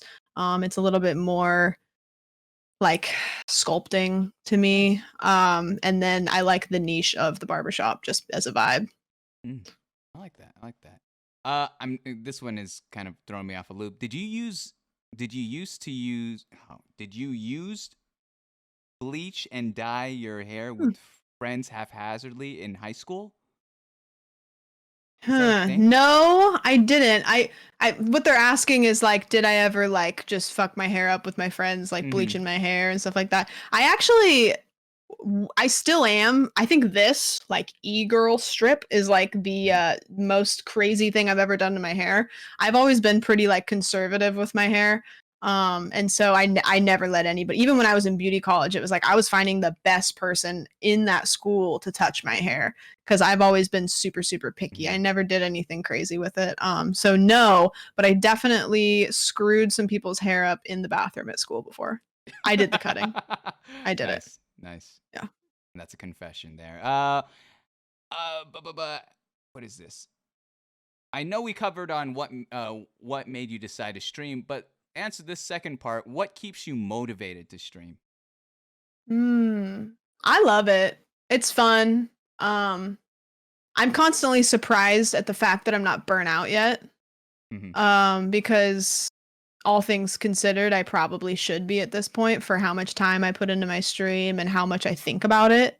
Yeah. I mean, you totally get this. Like content creation, once you do it, is always on your brain. Like Yep. when you're doing anything, you're thinking about what I could be doing. I'm having fun right now. I could be doing something. I could be making something better. Mhm. And I think mentally content creation can be so exhausting. But I love it. I think that I love validation from people on the internet, which is like you kind of have to be interested in that when you're streaming, you know what I mean? Mhm. And I have so much fun. I've met so many cool people. And it's just at the end of the day, you stream, you do something, and people are like, I love this. This made me laugh. This community makes me feel good. Like you feel like you are giving somebody a form of entertainment. And you're creating something that people like. And for people to be like, I love this. This is dope.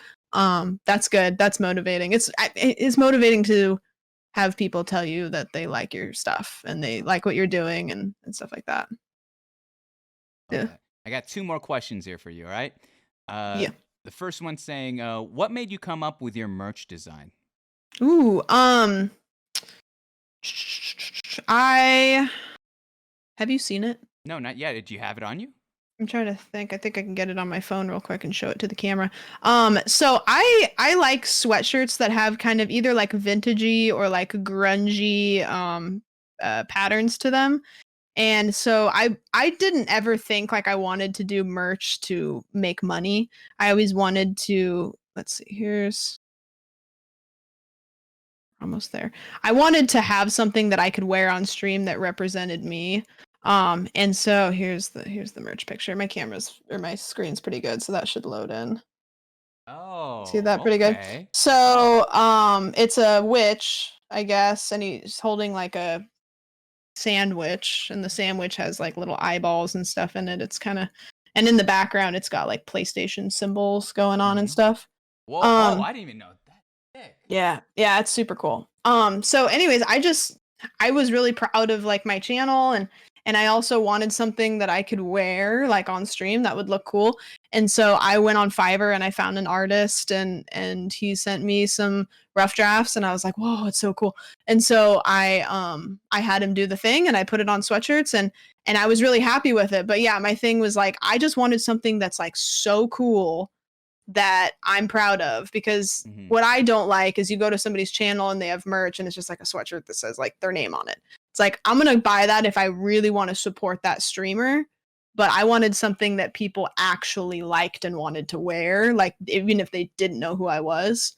Mhm. And so that's what I wanted. And I was like, I don't care if nobody buys it. I just want to get it and I can wear it. And if nobody else wants one, I don't care. Oh, that's sick. Yeah. Yeah. Yeah. At the end of the day, I think that's the decision that needs to be made with merch. Yeah. It's like if I can Yeah. rock this, then Yeah. I Yeah, can and sleep if at night. that's you with your name on it, like that's sick. Mhm. That's cool. But it was like if it said sandwich, people would be Mhm. like, okay, so this person works at a sub restaurant. I don't know. Some sort of What's what's going on here then? Right. Um, Here's another one we have. It says, "What is a game that you would say you are the most try hard at? Can you show us your skills?" Or yes. Oh, I'm pretty try hard at Apex, but I never stream it.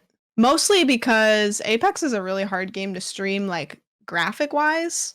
It's not super like optimized for streaming. Mhm. But I get really sweaty and toxic when I play that game. Mhm. Um, Not really toxic, a little toxic. I Just a little teabag people a lot. in Apex. That's kind of toxic. Yeah, That's in Apex. a little bit. That's a little bit. Um, but I'm trying to think. I'm not like a super sweaty gamer. I think another aspects.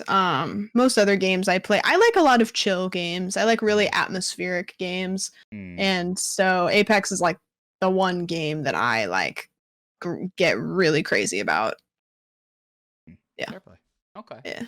Last question here. For someone who's new to streaming, what's one good piece of advice for someone who's starting off? I would.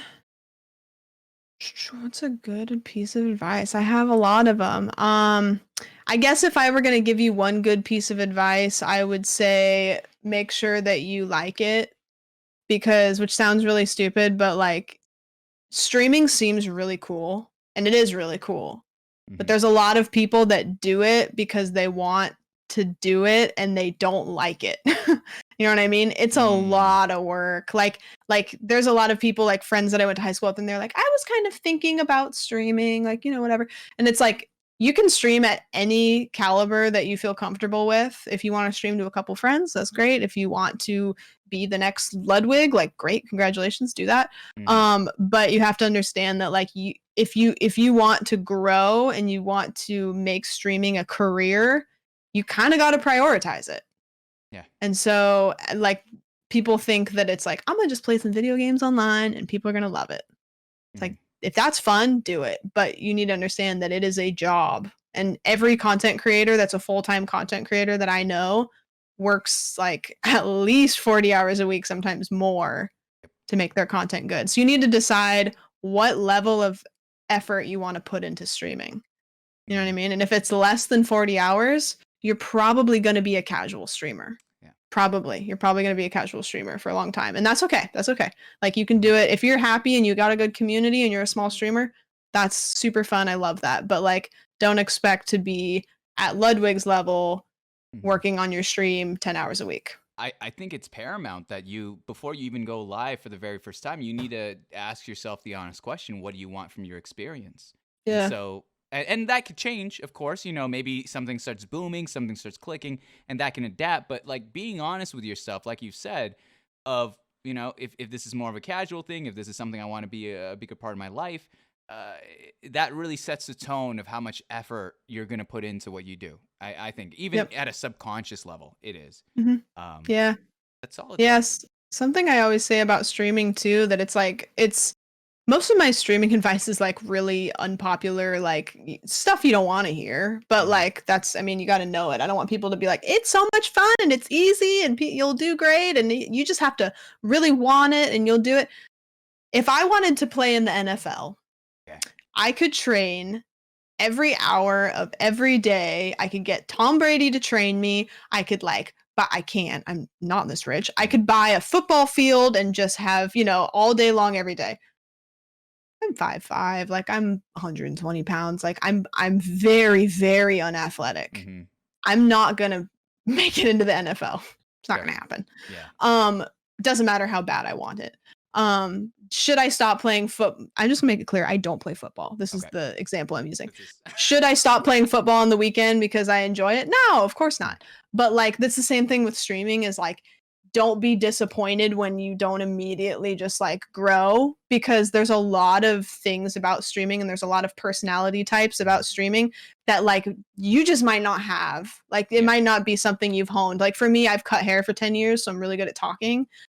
There's a lot of people that have never worked in any kind of like social realm and just want to stream. Mm. And you Mhm. have you have to be social. You have to be Yeah. somebody that's good at talking to people. Like unless you're just a god like Shroud, you know. Mhm. And so I think that there's a lot of people that have this like, if you want it, you can do it, which I think is like a really good mentality to have. But you also have to understand that like there's a lot of like skills in streaming. There's a lot of like Yes. skills in anything that it's Yeah. like if you don't have it, that's okay. You're not a failure. You did Mhm. it, you tried it, but don't get down on yourself because you're not blowing up tomorrow. You know You what I know, mean? the word skill, I'm glad you used that one specifically instead of talents, because talents is more of like I'm born and bred with it. You got it. You either you do or you don't. I do Mhm. believe that if you put enough effort and if you start to refine and be honest, put your ego aside in what you're doing and say, how can I be better? How can this be better for people that are watching? There Mhm. is processes to grow, but again, this is where I know I made the joke early in the show where like I was like, yo, Twitch is a young person's game. But this is where the old frogs kind of get in, where we're like, you've done hair. I've been in business majority of my life trying to, I was a fucking salesman. So that's the Mhm. reason why I yap my mouth off Huge. is what we do here. Um, Mhm. but definitely tapering that expectation and not comparing. That's so true. Comparing yourself to the 1% of Twitch is you're looking for a bad time. You're cruising for a Yeah. bruising. Um, I don't know if you know who Seth Godin is. That's kind of my inspiration No, I for don't know for what that is. branding.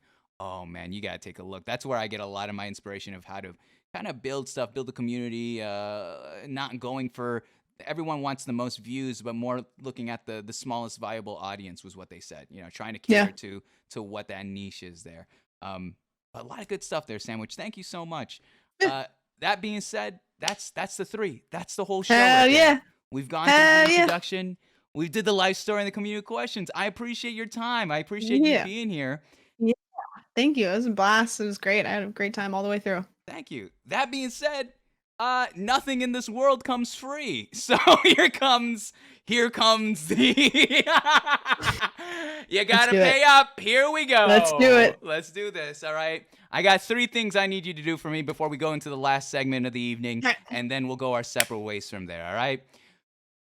First thing I need from you. In one word, Sandwich, in one word, can you describe your time here on the show? I think that it was very let's see. Self-reflective. I think there's a hyphen there somewhere maybe. Yeah. Yeah. We'll count it. One word. Yeah. We'll Yeah. smush them. It's that Yeah. sandwich special. The second thing I'll need from you, okay, is do you have the stream up right now?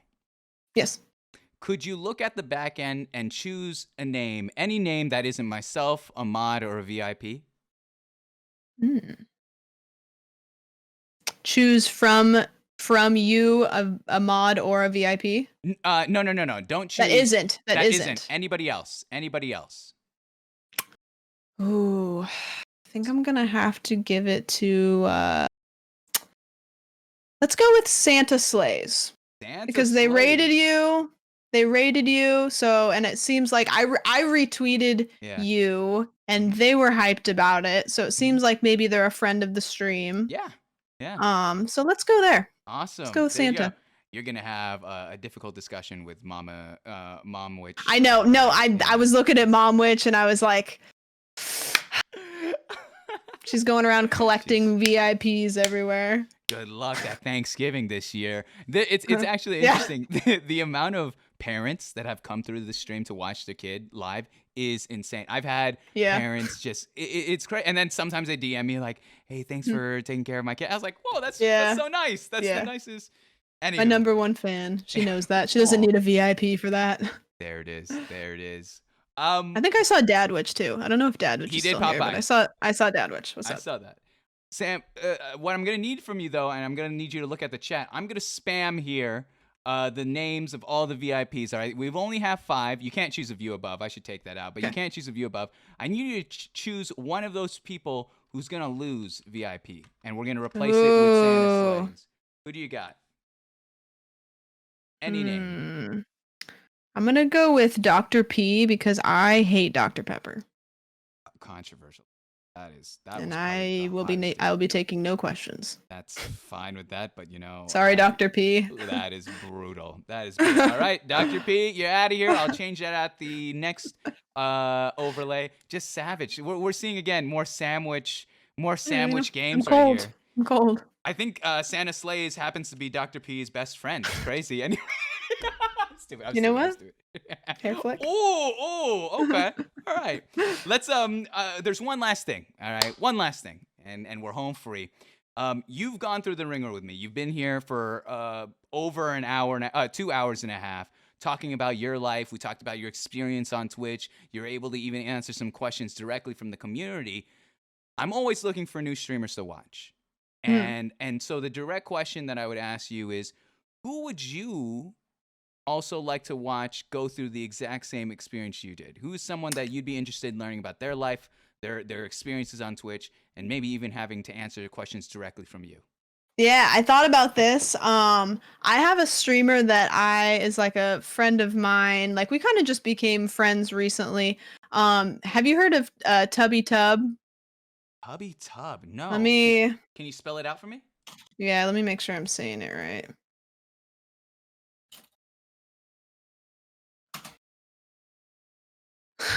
I'm gonna butcher his username and he's never gonna forgive me.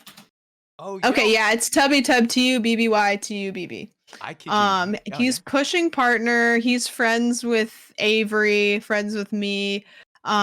Just an absolute joy and like just very entertaining and hilarious. And I think that you would get nothing but good content. Oh, perfect. I have Yeah. it written Yeah. down. Truth Yeah. be told, I was actually on the hunt earlier this afternoon looking for Mhm. streamers, and his Twitter Yeah. account popped up. So Yeah. perfect. He's hilarious. He like somehow knows like every partnered streamer like this side of the Mississippi. Yeah, see Hayden knows super nice, like member of the LGBTQIA community, just like Awesome. just funny, super funny, just Yeah. very, very funny. Hell yeah. All right. Perfect. Well, I got everything on the sticky note that I need from the lo-fi Those stickies. from the lo-fi music to Santa Sleighs to Tubby Tubby Tub? Yeah, Tubby Tub on the docket there. I'll take a look at that after the show. Sandwich, thank you so much. Let's lean into the last segment of the evening, all right? All right. I don't know if you're familiar with this, but this show was inspired by a 90s show called Inside the Actor Studio. Have you heard of it? Nope. Nope. Okay, fine. Well, it gives me the opportunity to explain it. So Inside the Actor Studio, this guy named James Lipton, who sadly passed away 2018, he would have actors, actresses, and entertainers of the sort come into his university, literally his classroom, and they would film this. And he would have the Brad Pitts, the Angelina Jolies, the Dave Chappelles, and they would talk about their personal lives, their upbringing, and then get into their discography, get into what they've done on the big screen or maybe on television. And as an homage, I took that concept and morphed it to make it Twitch friendly. but as an homage and to honor him, I end the show the exact same way. All 66 shows have ended the exact same way, which is the exact way he ends it. He asks all his guests the same 10 questions. And so tonight, I'll be doing that with you as well. Okay. There's 3 rules, I believe, to this segment. First one is you have to answer every question. That's not negotiable. You got to answer it. They're easy. Got it. Second one is I'm going to be completely silent. There's going to be no sound coming from my end. I'm going to wait for a moment of silence, and then I'll read you the next question. And the third one is that I'm going to need you to keep it all within one thought. So not one paragraph, not one word, just one idea as to what your answer is. All right? Okay. Got it. Are you ready? Yep. Okay. Perfect. And then afterwards, we'll say our pieces. I'll give you the final word. Separate way. All right. Question 1.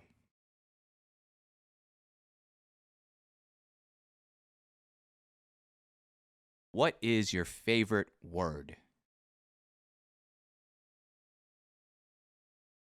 Moist.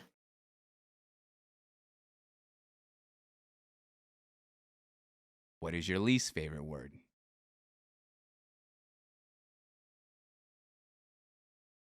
Moist.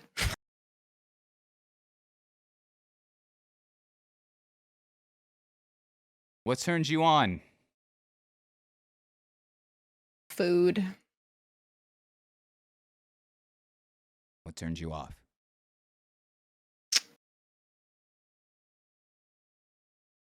When I can hear when people have spit in their mouth when they're talking.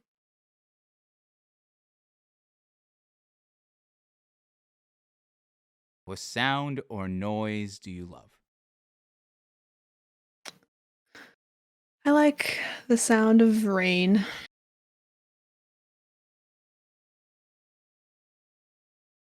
What sound or noise do you hate? Oh man. Probably screamo music.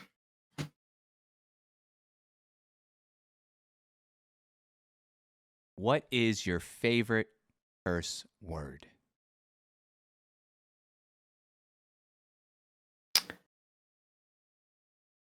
Fuck.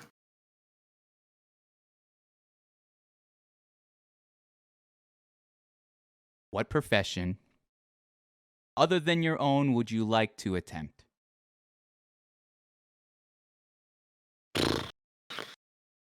I'd like to work in like a zoo or something. I think that'd be pretty fun.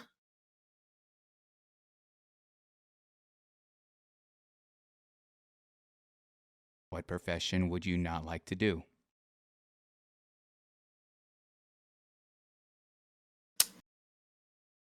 There's like people that do anything with porta potties. I don't need any of that.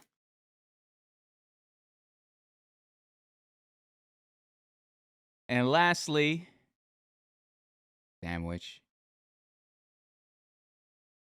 if heaven exists, what would you like to hear God say when you arrive at the pearly gates?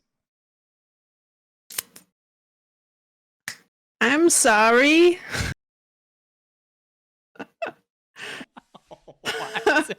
Oh my goodness. Ladies and gentlemen, Sandwich. There you go. That's the whole thing. Hey. Thank you so much for being here. Thank you so much for your Thanks for time. having me. It Of was a course. blast. I No, loved it. That really means a ton. I'm glad that you enjoyed it. I have, another show. I'd love to have you on, of course, on your time. I'll shoot you the invites. Hell this yeah, is let's do it. this is literally the vetting process for the other shows. Is I got to have them go through here so we can have a rapport. Oh, yeah. Oh, so But it was an interview the whole time. it was Okay. literally an interview for another show. Okay, I get it. But I appreciate you so much. I usually take this moment to kind of tell the guests what just occurred this evening and what I've learned from them and what I see here. And I'll give you the final words, of course. But honestly, Sandwich, you telling me that you've only been doing this since summer of 2020 is shocking. I write a lot of blogs about my former guests. I post them on my website there, and like I already know the title for this one would literally be The Natural. Like it's so seamless how Thanks. you come on here. No, honestly, Thank like, you. and this is not me kissing up. Like I've I could usually tell a guest by how long it takes me to find clips to share on for the show. Mm, That's how I mm, kind of judge the okay, this is we're gonna have a lot to talk about, or if there's mm. humor involved. But it was so like I spent 15 minutes just oh my gosh, there's so much good stuff, and then just the energy you came in with, Yeah. and combine that with the grace of even agreeing to do the show. Oh I'm yeah. excited. Like from you're naturally funny, you're naturally good at keeping attention, conversation, and it just makes sense why you're able to achieve the milestones that you put yourself time and time again. Cute. I And appreciate that. I'm excited. I'm excited I'm to see excited you too. go. Yeah, hey, it's a bright future ahead in terms of Twitch, in Thanks. terms of streaming. And I'm happy to be along for the ride and get to know you Oh yeah. on another level there. Having had this moment to listen to your life story and for you to even share that with all of us, I think is a Thank you. huge gift. So Thanks again, for doing this. It was great. I mean, I could say turn it right back on you. Like this was seamless. Like it's like I could be like, oh, like I'm kind of awkward. Like it didn't seem like it because your interview process was very well done as well. You know what I mean? Like I didn't have to flounder too much. So I'm excited to see I mean, you're gonna probably be able to interview some really amazing people because it's just everybody has a really good experience. You know what I mean? So it's gonna be appreciate cool. that. I'm excited. But you get the final word, all right? I've said enough. Cool. I've talked enough for the evening. Is there anything you'd like to say to the people watching here tonight? Maybe those that are watching on YouTube or listening on Spotify. What would you like to say to everyone here? In case I don't see you, good afternoon, good evening, and good night. The Truman Show, the classic Truman Show. Sandwich, I appreciate you so much. Thanks for being Thank here. you. I'll Thank talk you to for again doing what you soon. do. I appreciate it. Of course, of course. You have a good night, all right? Later, skaters.